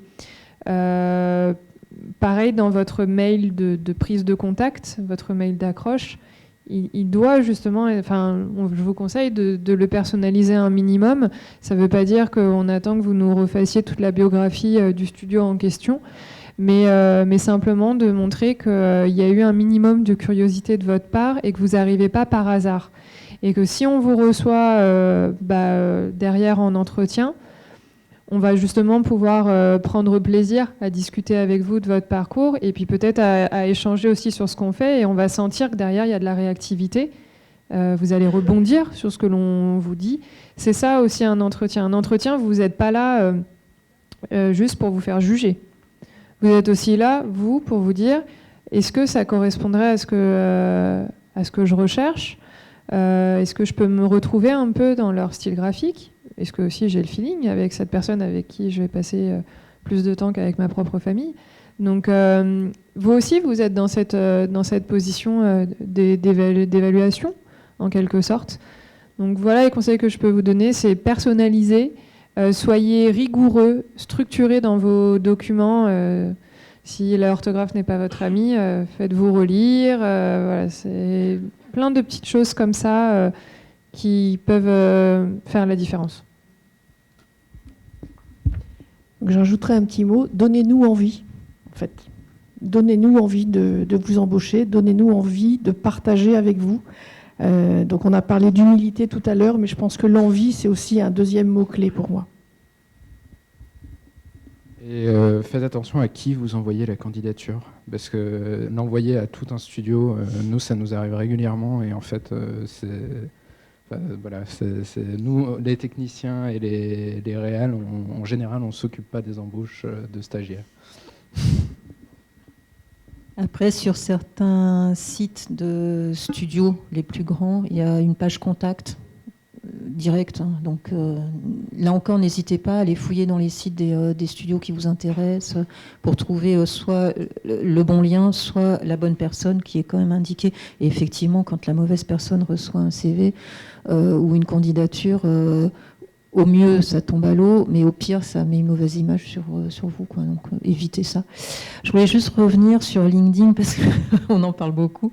Et il y a quand même Jean-Emmanuel qui a son site, et on a l'impression qu'il n'y a que LinkedIn. Mais non. Est-ce que vous pourriez peut-être revenir sur comment on s'inscrit chez vous? Qu'est-ce que ça apporte exactement? Quelles sont les entreprises qui y ont accès? Quel est le modèle économique? Enfin, voilà. Alors, non, mais je suis complètement d'accord. Il faut multiplier les plateformes. C'est le seul moyen, c'est d'être présent partout et de vraiment réussir à alimenter ces différents profils sur les différentes plateformes du mieux possible. En tout cas, nous, Animate Society, c'est un site qui est gratuit, où les écoles, les élèves de ces écoles, les professionnels ou alumni des écoles, ainsi que les studios ou entreprises qui sont dans ce secteur, ont la possibilité de pouvoir donc créer leur page, leur profil, et donc ensuite d'avoir des liens directs donc, avec les personnes qui travaillent dans ces entreprises ou qui sont en études dans les écoles ou bien sont devenus professionnels indépendants. Donc voilà, ici en tout cas de créer un networking, un réseau avec tous les acteurs du secteur qui puissent être connectés. Après, il y a aussi vos métiers ouvrent aussi à d'autres possibilités que juste l'animation. Il y a d'autres choses aujourd'hui, d'autres nouveaux secteurs qui sont en train de se développer, et notamment avec l'arrivée de la 5G qui est un petit peu en train de beaucoup bousculer le secteur sur la création des contenus et justement la création de contenus interactifs, de contenu 3D. Enfin, voilà, il y a beaucoup de choses qui sont en train de se faire, et que ce soit dans le VFX également, des documentaires interactifs, des fictions interactives. Donc voilà, je pense que vous avez aussi cette opportunité d'arriver dans un secteur, je pense, qui est en train d'être révolutionné aussi par rapport à toutes les possibilités que ce secteur offre. Donc ayez aussi les yeux ouverts sur ce qui se passe de manière transversale dans le secteur, parce qu'il il y a énormément de choses qui sont en train de changer. Et en tout cas, voilà, à travers notre site, on essaie d'offrir des opportunités, bien entendu, aux élèves. Et ça passe par différentes choses, par des studios qui ont pu nous contacter justement pour leur proposer des profils. Mais voilà, et ça passe également par surtout la mise en avant de vos profils. Voilà, j'espère avoir été assez clair. On peut mettre des bandes démos, justement. Oui, tout à fait. Alors, dans chacun des profils, vous avez la possibilité donc, de mettre votre biographie, de pouvoir mettre les films sur lesquels vous avez travaillé, donc avec un système de crédit, de mettre votre bande démo, donc vraiment pour montrer votre travail spécifique, et de pouvoir ensuite détailler votre parcours avec un système donc, de CV, donc par année, avec des différences de couleurs pour bien marquer les périodes de stage, les périodes d'études, les périodes d'emploi. Donc voilà, vous avez vraiment tous les outils à votre disposition sur chacun des profils pour tendre à ce que votre singularité et votre comment dire, la manière dont vous faites tout votre métier, pardon, je ne trouve pas le mot. Donc, oui, voilà, votre patte, merci, soit le mieux mise en avant possible. Et donc, vous ne loupiez aucune opportunité dans ce monde qui est compliqué. Merci.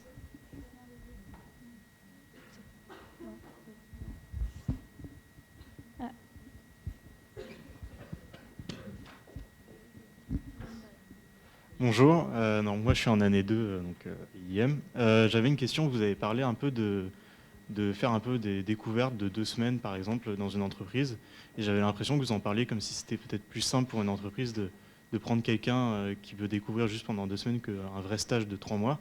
Est-ce que c'est vraiment plus simple pour une entreprise, ou est-ce que... Parce que j'avais l'impression que c'était plutôt l'inverse, que les entreprises préféraient prendre quelqu'un pendant peut-être 3 mois plutôt que faire une découverte. Plus simple, je sais pas. En fait, ça dépend vraiment aussi. Ça va dépendre du studio, ça va dépendre du projet ou des projets sur lesquels il est, dans des mesures de à quelle étape il en est aussi sur ce projet. C'est peut-être plus facile parce que ce sera peut-être plus simple dans le calendrier de production d'avoir quelqu'un qui va être un peu volant sur 1 ou 2 départements, un peu en observation, plutôt que de se dire bon, il faut que je revoie mon planning de prod parce que ce graphiste ou ce lead, je vais lui associer un ou une stagiaire pendant 3 à 6 mois. Après, je pense que c'est aussi une question parfois de volonté, de politique de studio, de timing. Nous, je sais que voilà, la volonté est là, et sur certains points, malheureusement, on est contraint. Donc on aimerait pouvoir offrir plus d'opportunités de stage, et moi je suis arrivée avec cet étendard parce qu'ayant été côté école, je trouve que c'est essentiel pour vous, et ça apporte aussi énormément de choses à un studio et à des équipes. Ça apporte beaucoup de sang neuf et c'est très agréable. Mais j'ai pas envie non plus de vous faire un discours à paillettes en vous disant que c'est facile, c'est pas vrai. Donc je préfère être dans l'honnêteté, de dire mais par contre de tenter, et qu'effectivement peut-être que si quelqu'un vous dit bah non, un stage de 3 mois c'est pas possible, si vous avez la possibilité de faire 1-2 semaines comme ça de temps en temps d'observation, et de dire bah voilà, moi j'ai cette possibilité là aussi, qu'en pensez-vous, ça peut peut-être ouvrir une première porte. Merci. Il y a aussi la période, parce qu'il y a quand même des périodes où les studios sont saturés de stagiaires, parce que toutes les écoles qui ont des stages obligatoires à faire, c'est en même temps en général. Donc il y a des périodes de l'année où je pense que c'est aussi plus facile de prendre quelqu'un sur 2-3 jours comme ça, parce qu'on a le temps en fait.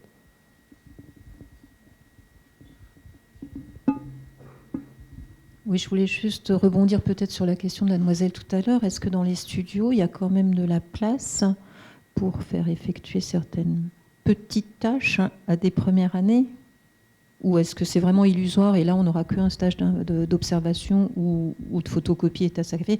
En même temps, il n'y a pas longtemps, j'ai interviewé le directeur technique de J'ai perdu mon corps, donc quand même un type qui est plutôt réussi, qui me disait qu'il avait commencé par des stages photocopie et que souvent, il choisissait plutôt la structure, curieusement, et peu importe le contenu de ce qu'il y faisait, parce qu'il avait envie absolument d'être dans cette boîte-là. À mon avis, il y a vraiment, chacun fera comme il le ressent, mais il y a plusieurs solutions et on n'a pas une qui prévaut sur une autre. Mais enfin voilà, est-ce que quand même ça a un sens en première année de vouloir faire quelque chose ou c'est totalement illusoire? Ça a un sens. Je pense que ce sera peut-être plus difficile d'être directement sur les métiers de l'image. Moi, je pensais à des... Alors, nous, je sais qu'on a pris une stagiaire ici qui est en gestion de production, donc qui n'est pas en première année par contre, mais on avait par exemple aussi un gros besoin sur toute la partie administration du studio. Alors, c'est des métiers qui vous paraissent à milieu de ce que vous êtes en train d'apprendre à l'école si vous avez envie d'être modeleur, animateur ou autre.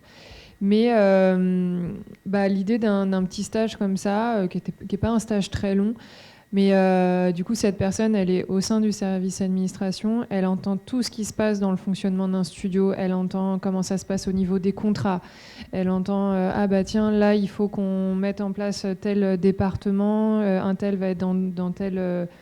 à tel endroit parce que là-bas, il n'y a pas assez de place. C'est toute l'organisation d'un studio et en fait, même de faire des photocopies, même de faire du classement de contrats, etc., il faut que vous arriviez à y trouver votre intérêt.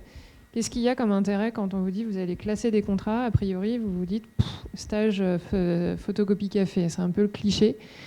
Et finalement, si vous regardez peut-être un peu à quoi ressemble un contrat d'intermittent, vous voyez que c'est relié à une convention collective.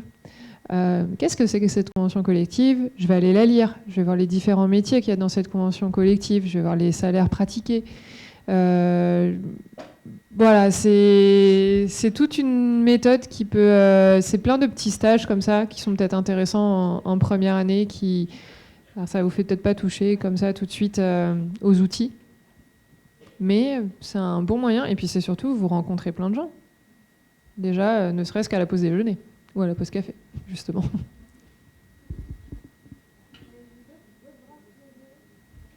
J'accours. Bonjour, déjà merci pour les questions d'avant et tout. Ma question ce serait parce que nous du coup, on est à l'école Georges Méliès et on n'a pas de stage obligatoire. Est-ce que c'est possible de faire des stages qui ne sont pas conventionnés du coup? Et est-ce qu'on est, du coup, je pense qu'on n'est pas prioritaire par rapport aux gens qui ont des stages obligatoires, qui sont conventionnés, etc. Est-ce qu'on garde le statut de stage ou est-ce que c'est un statut plutôt d'emploi, mais du coup, c'est un peu illusoire d'en avoir quand on est étudiant, je pense, non? Alors, a priori, un stage, normalement, doit avoir une convention pour qu'il puisse être légal aussi bien pour l'école. En fait, c'est tripartite. Donc, c'est vous, votre école et le studio, l'entreprise qui vous accueille. Mais ce n'est pas parce que votre stage n'est pas obligatoire que votre école ne veut pas vous délivrer de convention. Donc, vous pouvez effectivement demander, vous rapprocher des équipes de votre école. Je pense qu'ils sont en capacité de pouvoir vous délivrer une convention de stage. Il y a des modèles qui sont disponibles directement fournis par l'État, s'ils n'ont pas un modèle type de convention de stage. Mais voilà, une entreprise aussi, pour qu'elle soit dans les règles, doit vous embaucher avec une convention. Ok, merci.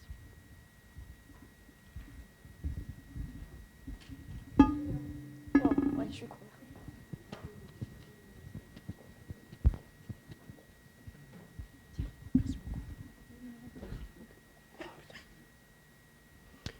Bonjour, alors je me présente donc Lucas Frédéric, je suis en 3e année chez Brassard Lyon. Donc en fait cette année nous on va terminer nos films de fin d'année. Et donc je voulais savoir en fait quelle est pour vous l'importance de ces films et éventuellement d'autres projets perso qui pourraient servir de vitrine. Quelle est l'importance aussi bien du point de vue du recruteur que d'autres artistes, on va dire, pour tisser le réseau par rapport aux événements purs de réseautage. Voilà. C'est-à-dire la vitrine, comment la nourrir et quelle est l'importance pour vous voilà. Faire un début de réponse, ça va dépendre vachement de ce que vous voulez faire avec, en fait. C'est-à-dire que si le but c'est de réaliser derrière, ça peut être bien d'avoir des films à soi et pas forcément faits en équipe. Ça peut être bien d'avoir des projets à côté du projet en équipe parce que souvent le projet en équipe demande de faire un certain nombre de concessions voilà, pour que ça fonctionne et pour que humainement ça soit viable. Et ça ne correspond pas forcément à votre envie artistique. Et voilà, donc je pense que, en tout cas, du point de vue de la réalisation, c'est important d'avoir des choses qui transcrivent bien ce que vous avez envie de faire.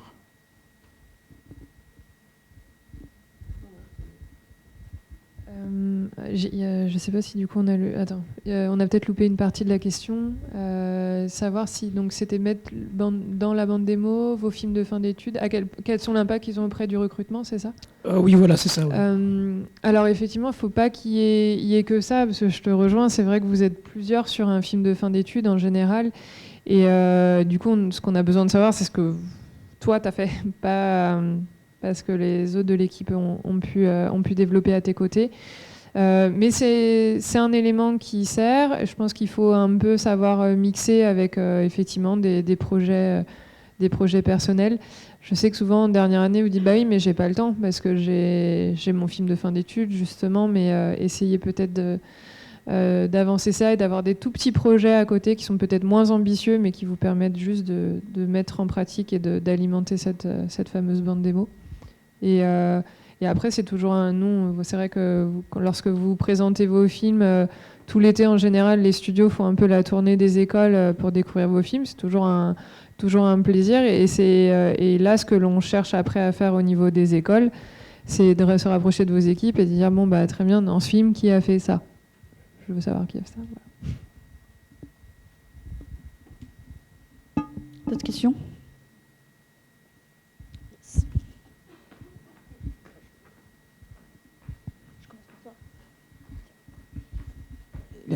C'est juste une halte, hein, il va continuer le micro vers toi, mais juste puisqu'on parlait des jurys, c'est vrai que là encore, les jurys d'école, hein, de films de fin d'études, j'entends, ils sont souvent composés évidemment de professionnels.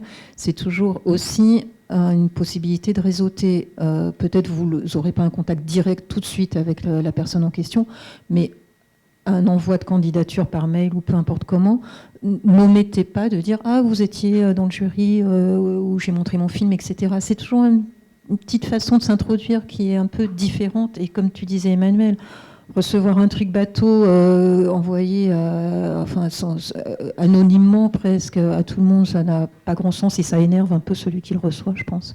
Alors que tout de suite mettre une petite touche perso, et parfois ça peut être juste ça, vous étiez à mon jury de fin d'études, je vous ai rencontré à tel événement, ça peut suffire. Voilà. Et je laisse le micro continuer.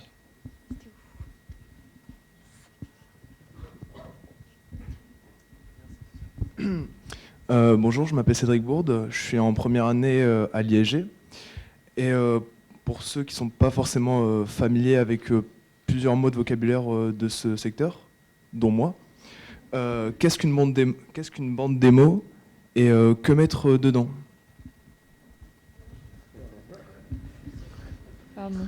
Alors, une bande démo, c'est une courte vidéo dans laquelle tu présenteras une sélection de ton travail, de tes travaux, qui vont être mis bout à bout pour justement montrer en disant 1 minute 30 grand maximum, quelles sont tes compétences et quel est ton talent. Cette bande démo, c'est... tu vois, quand tu regardes, peut-être que ça t'est arrivé de regarder des bandes démos justement de studios. Tu peux avoir par exemple le studio, je sais pas, MPC qui va montrer tous les films sur lesquels il a travaillé sur l'année 2019 par exemple et qui va mettre bout à bout dans une vidéo d'1 minute 30 justement. Bah là lui aussi c'est pour se vendre. Regardez ce que nos équipes savent faire. Tu dois toi faire la même chose à travers cette bande démo. Voilà, sur lesquels tu mettras une sélection de tes travaux. Après, moi, je rebondis aussi, il n'y a pas que la bande démo, il va y avoir effectivement d'autres supports. Tout à l'heure, je sais que nous, sur la partie plutôt design, matte painting, texture, on va plutôt avoir tendance aussi à rechercher sur ArtStation, parce que là, vous allez pouvoir mettre des images fixes de votre travail. Et je sais que nous, nos superviseurs sur ce département-là, en fait, dans le métro, vous êtes peut-être sur Facebook ou Instagram, eux, ils sont sur ArtStation et ils regardent des profils et ils suivent des gens. Et l'avantage, c'est que vous pouvez aussi, grâce à ça, suivre des artistes à travers le monde. Voilà, et donc là, c'est pas une bande démo, ce sont des images du coup fixes. Et juste concernant, pour moi, il y a deux types de démos différentes. C'est celle que vous allez faire pour rechercher un stage, par exemple. Ça peut être bien de montrer que vous faites plein de choses différentes. Mais si vous postulez pour un poste en particulier, essayez de faire une bande démo qui est visée pour, c'est-à-dire pour du storyboard. Il faut mettre plein de storyboard dedans, quoi. Même si c'est pas très beau à montrer, il faut mettre de l'animatique dedans parce que c'est ça qu'on va vous demander de faire. D'autres questions ?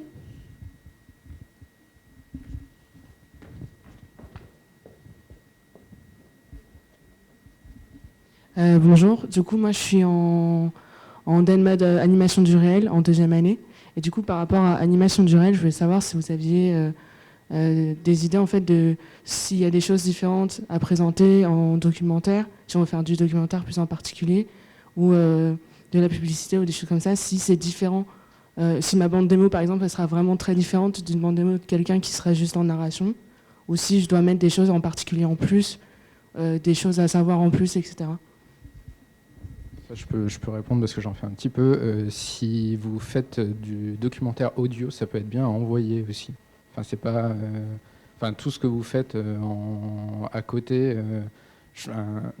Dans le monde du docu, en tout cas, il y a beaucoup de gens qui font les deux, en fait, qui font des films et parce qu'il y a le documentaire vit beaucoup plus dans le monde de l'audio. Donc faut écouter un petit peu ce qui se fait sur Arte Radio ou sur France Culture, mais nous les gens avec qui on travaille en documentaire, souvent c'est ça, ils nous envoient des films qu'ils ont fait, mais aussi ce qu'ils ont pu faire sur d'autres formes. Ça peut être aussi, ça se développe de plus en plus, il y a la BD documentaire. Voilà.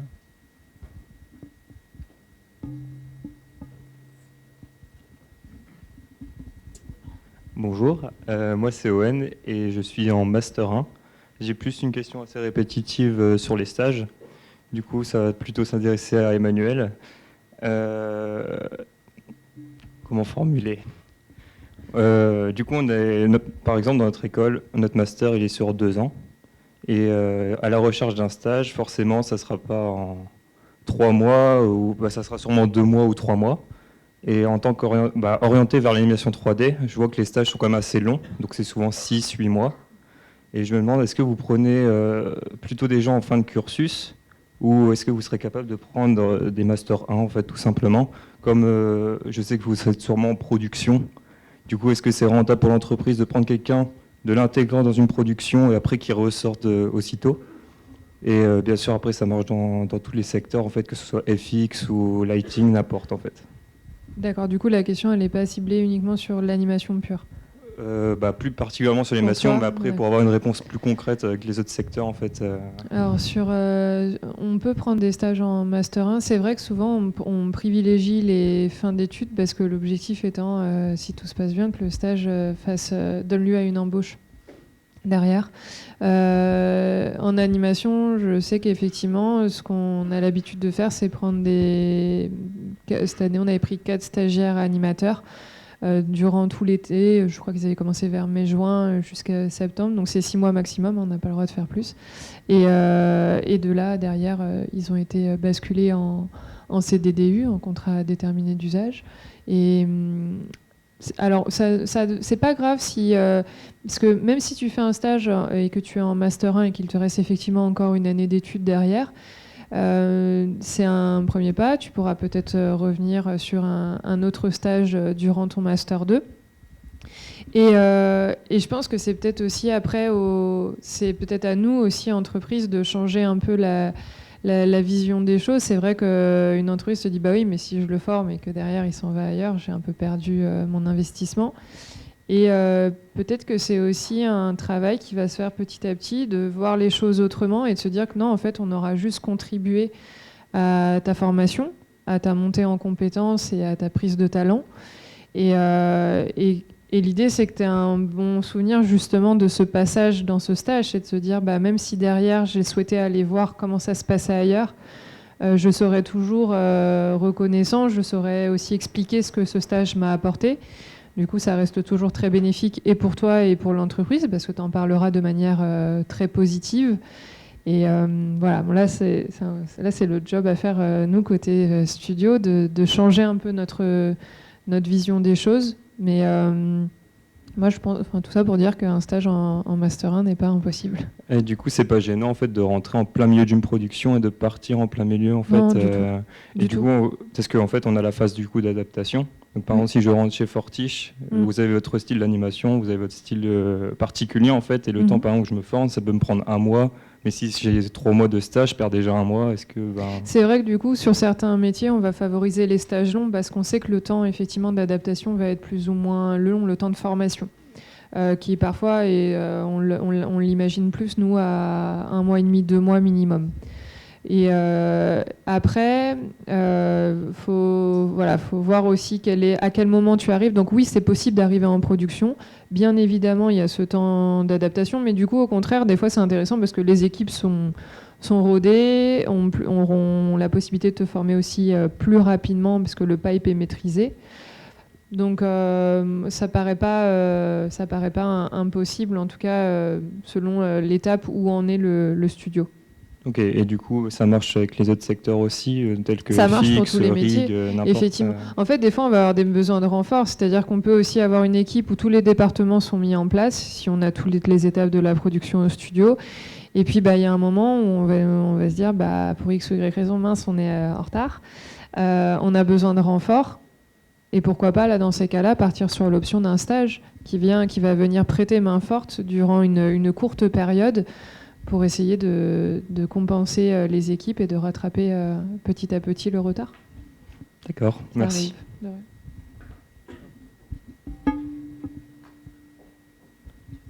Non, juste un mot, je rappelle juste qu'un stage ne sert pas à prendre la place d'un vrai poste de travail. Que les choses soient claires. En tous les cas, la position d'Eureka, c'est celle-là. Je voulais juste aussi, pardon, je reviens complètement en arrière, mais j'y ai repensé parce qu'on parlait beaucoup de courts-métrages, et c'est vrai que l'animation, il y a quand même, c'est un format un peu privilégié. Dans le genre d'association où vous pourrez aussi réseauter pas mal, il y a la Maison du Cours. Alors non, justement, elle s'appelait la Maison du Cours, mais maintenant elle s'appelle la Maison du Film. Mais ça reste très prioritairement du court-métrage. Je crois que c'est dans le 19e et ils organisent une fois par mois maintenant, je crois, des matinales où, encore une fois, vous pouvez aller rencontrer des professionnels. Et pour en revenir au sujet de la conférence, glaner des cartes de visite, vous montez votre carnet d'adresse, montrez éventuellement ce que vous faites. Les conseils là, que vous demandez à notre panel aujourd'hui, vous pourrez les demander individuellement à toutes les personnes que vous rencontrez dans ce genre d'événements.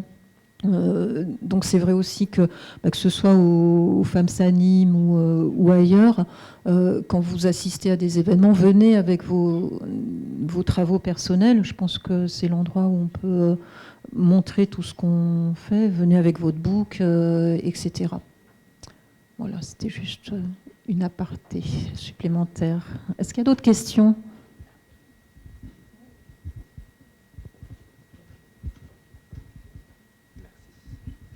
Bonjour, moi c'est Sacha, étudiant en 2e année à l'IEM, et je voulais savoir, est-ce que grâce au réseau professionnel, on aura beaucoup l'occasion de voyager sur différentes missions et dans le monde entier ?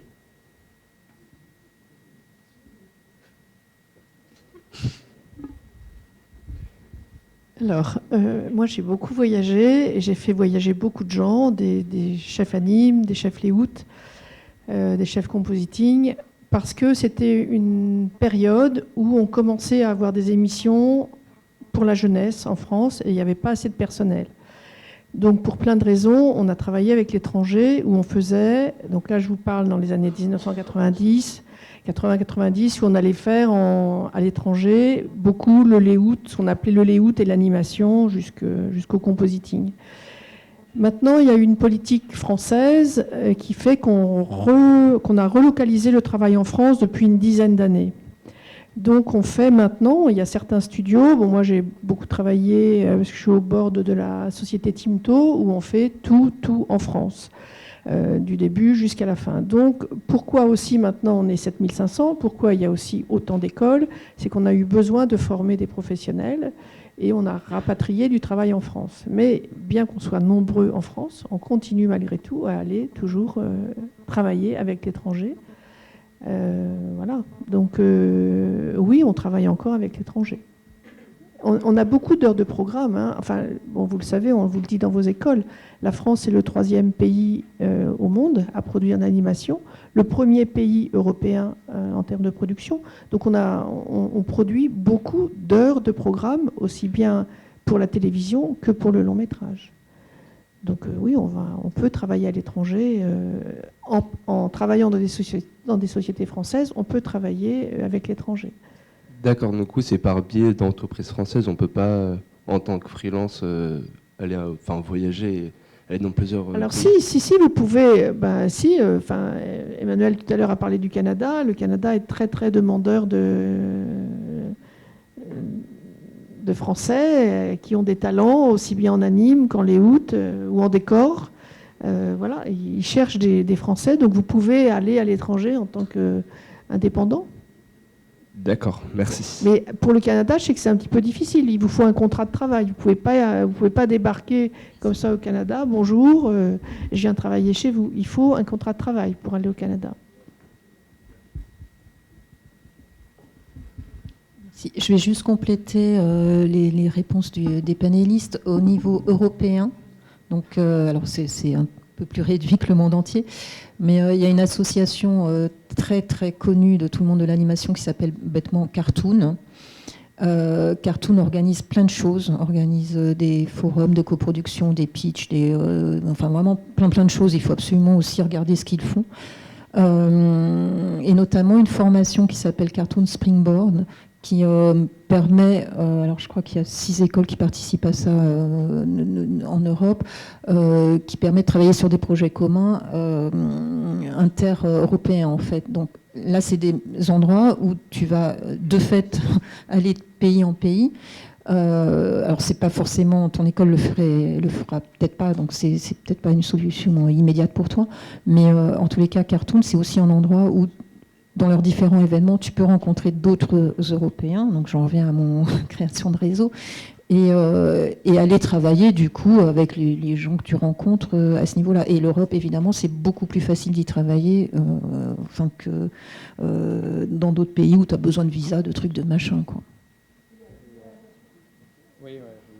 Ouais, Animation sans frontières, oui, où tu as aussi, mais c'est aussi réservé à certaines écoles. Donc je crois que c'est. Il y a Viborg, il y a l'Animation Workshop qui fait beaucoup de. Ils font partie d'Animation sans frontières. Ils font partie d'ASF, mais ils font des formations aussi eux. Sur des aspects techniques. Ouais. Enfin, là, je sais qu'il y avait une formation sur le storyboard, il y en a une sur le documentaire animé. Enfin, il y a plusieurs formations qui se font là-bas, donc c'est au Danemark. Hein.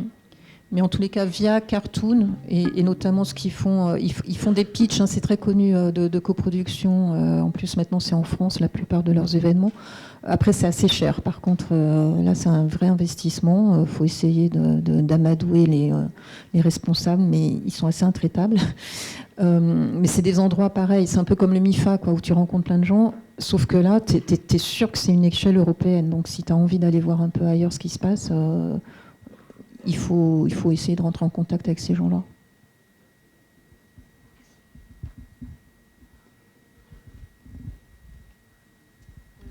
Bonjour, moi c'est Maëline en première année à l'ISG et j'avais un peu la même question mais au niveau de la France, parce que j'avais parlé à un professionnel qui m'avait dit que dans l'animation, il ne fallait pas que je m'attende à me poser quelque part et que j'allais voyager dans toute la France tout au long de ma carrière et je ne sais pas si c'était juste dans son cas ou si vous l'avez ressenti, ce genre de choses. Voyager dans toute la France, ça dépend si vous en avez envie aussi. C'est vrai qu'il y a des pôles importants. Bon, on a parlé d'Angoulême, bon, vous avez Lille, vous avez Arles, vous avez Bordeaux, Toulouse, sur Montpellier. Enfin, il y a des grandes villes en France où il y a des pôles d'animation. Après, ça dépend de ce que vous avez envie de faire. On en revient toujours un petit peu à ça. Qu'est-ce que vous avez envie de faire ? et vous voulez travailler un peu de temps, longtemps, vous avez envie de vous installer dans un studio parce que ce studio vous plaît et que vous avez envie d'y rester, et que si ce studio a beaucoup de travail, on a des salariés qui restent 10 ans dans les mêmes structures, et on en a, quand la production est finie, ils s'en vont, ils vont ailleurs, dans une autre société, parce que le projet dans l'autre société leur plaît mieux. Donc c'est aussi vous, qu'est-ce que vous avez envie de faire. C'est vrai que plus on voit de sociétés, plus on apprend comment ça se passe, mais il y a aussi des gens qui sont un petit peu plus, peut-être je vais dire le mot fragile, mais c'est peut-être pas tout à fait le mot, ils ont envie d'un peu de sécurité. Et quand ils se sentent bien dans une structure, les travaux s'enchaînent, les productions s'enchaînent. Si on leur propose du travail, ben, ils restent dans la même structure. Donc ça dépend toujours, vous, qu'est-ce que vous avez envie de faire. Et après, si vous avez envie, oui, en France, vous pouvez aller travailler 6 mois à Angoulême, 3 mois à Lille, 6 mois à Arles, enfin revenir à Paris. Voilà, c'est quoi vos attaches? Est-ce que la vie parisienne, à un moment de votre vie, peut-être vous en aurez ras-le-bol de Paris et de la région parisienne et vous aurez envie de trouver du job en province? C'est vrai que maintenant, il y a pas mal de travail en province. Merci. Il y a pas mal la plupart des postes pérennes sont là-bas aussi. Enfin, sur les pôles de Valence, Lille et Angoulême notamment, c'est possible d'y rester, de faire toute sa carrière là-bas. Et juste aussi pour finir sur cette question, c'est quand même aussi des métiers où il y a pas mal de télétravail. Donc parfois tu vas travailler pour un studio qui sera peut-être effectivement à Angoulême, mais tu seras à Paris chez toi.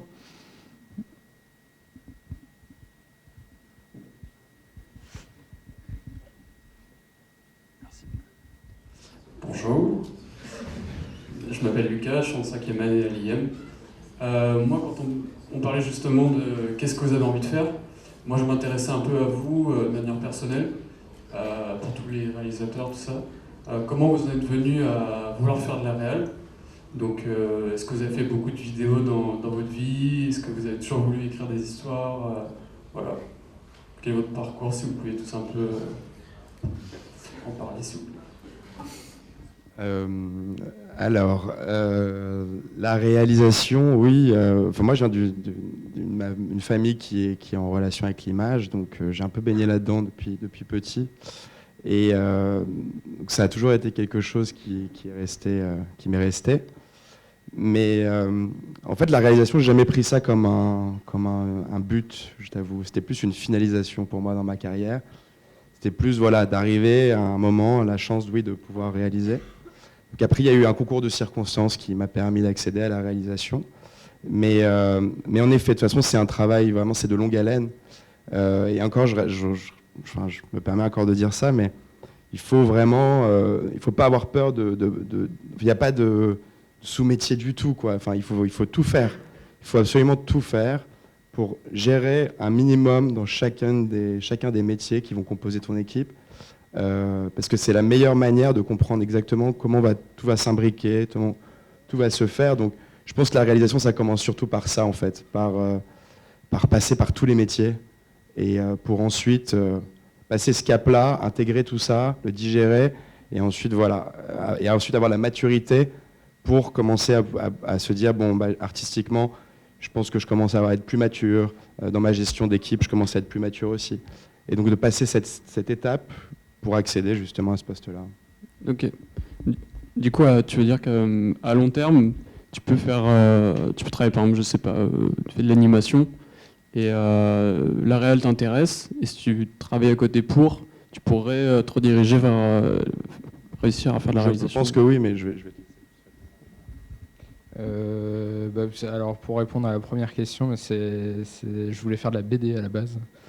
J'ai fait des études d'animation parce que je voulais apprendre à dessiner et que ça me paraissait les meilleures études pour ça. Et je suis allé en DMA à l'ESAT et j'ai rencontré un monsieur qui s'appelle Alexis Huneau qui est le cours de cinémato là-bas et qui m'a initié au court-métrage d'animation et à tout ce qu'on pouvait y faire. Et en fait, à ce moment-là, moi, je me suis dit que je voulais absolument faire ça, quoi. Enfin, et après, je suis assez d'accord, il y a quelque chose que moi j'ai découvert dans un deuxième temps, c'est le plaisir de travailler avec plein de gens, en fait, et parce qu'on touche un petit peu à tout, mais Enfin, on est clairement. Enfin, moi, je m'estime pas bon dans aucun des domaines.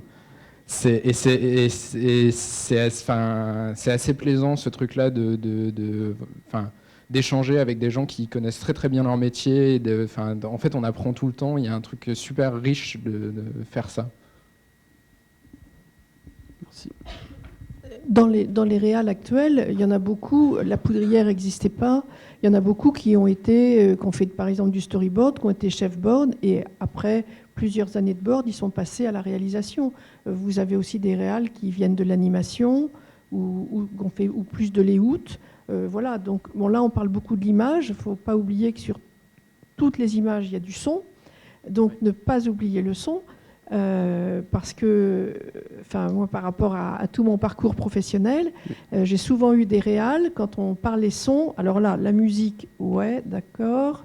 Les voix, bof. Les bruits, les ambiances. Or, vous le savez, on vous l'apprend, j'espère, dans les écoles, mais je pense que oui. Le son est important. Donc, l'image, c'est important.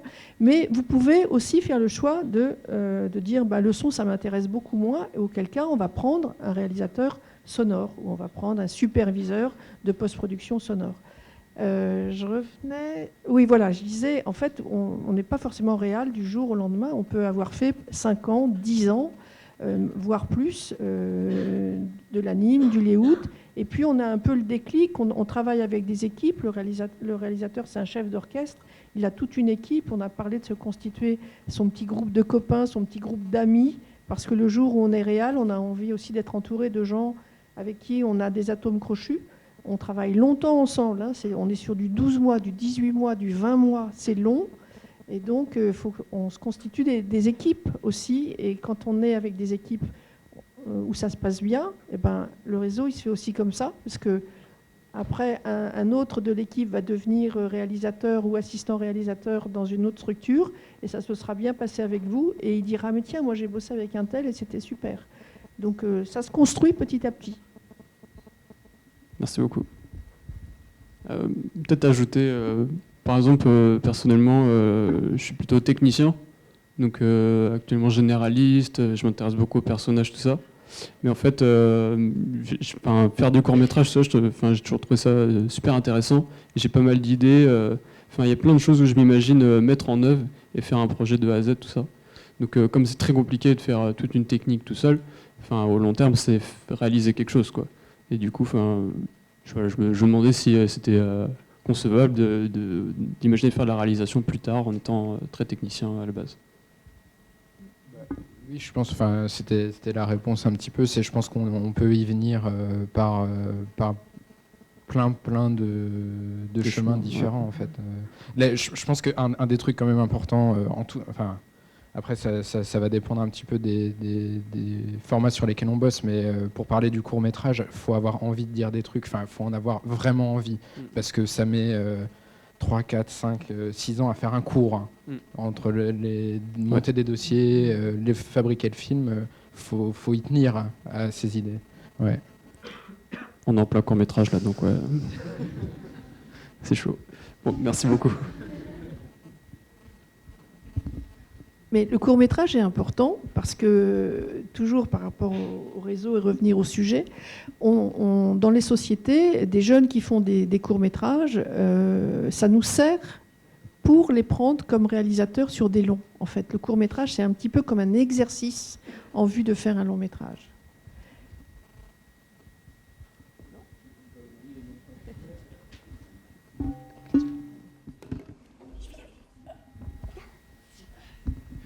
Bonjour. J'ai une question. Moi, quand j'étais étudiant, vraiment dans mes premières années, je me demandais quand je postulais dans des entreprises, quelle place prenait le CV par rapport à une bande démo, parce que dans l'inconscient collectif, j'imagine, et dans les circuits plus traditionnels des entreprises, on se dit qu'il faut absolument un CV bien carré, bien bétonné et tout. Et quand on est en première, deuxième, troisième année, parfois on n'a pas grand-chose à montrer. On se dit, mais en fait, je ne vaux pas forcément tant que ça par rapport à d'autres personnes. Donc voilà, c'est juste pour déconstruire un peu cette idée ou pas. Alors honnêtement, je reçois très très rarement des CV. Donc non, c'est vos métiers sont sur l'image ou le son, si, je ne sais pas s'il y a des sound designers, des musiciens dans la salle, mais donc pour le coup, ce qu'on a besoin de voir, c'est vos images. Ce sont vos images. Après, il y a quand même besoin... Alors, si je mets un bémol sur les profils qui sont plutôt sur les métiers de la gestion de production, et là, effectivement, le CV ou en tout cas un profil LinkedIn bien alimenté, vous allez expliquer vraiment les missions, les départements dans lesquels vous avez pu travailler, à quelles étapes de la production aussi vous en étiez. Là, je mets peut-être ces métiers-là entre parenthèses sur l'importance d'avoir plus d'écrits, parce que là, du coup, vous ne vous basez pas vraiment sur de l'image. Les autres, non. Enfin, après, c'est toujours un plus. Si vous mettez un CV en pièce jointe, on le regardera. Mais c'est vrai que, Christine, tout à l'heure, tu disais que souvent les studios ont des pages contact, job sur leur site internet et vous êtes amené à remplir des formulaires. Et dans ces formulaires-là, on vous demande un lien vers votre bande démo, un lien vers votre LinkedIn et vous n'avez pas toujours la possibilité d'attacher des pièces jointes, donc rarement le CV en tout cas. Merci Emmanuel. C'était la dernière question. Merci Marie-Pierre, merci Antoine, merci Jean-Emmanuel. J'espère que vous aurez retenu plein de bonnes informations de cette matinée. Maintenant, vous allez vous demander à chacun les mails, le nom, etc., les cartes de visite. Vous pouvez aussi vous précipiter vers les panélistes. Je vous donne rendez-vous à 1h20-25, on va dire, dans cette même salle. Nicolas Devaux vous racontera toute sa vie, qui est passionnante.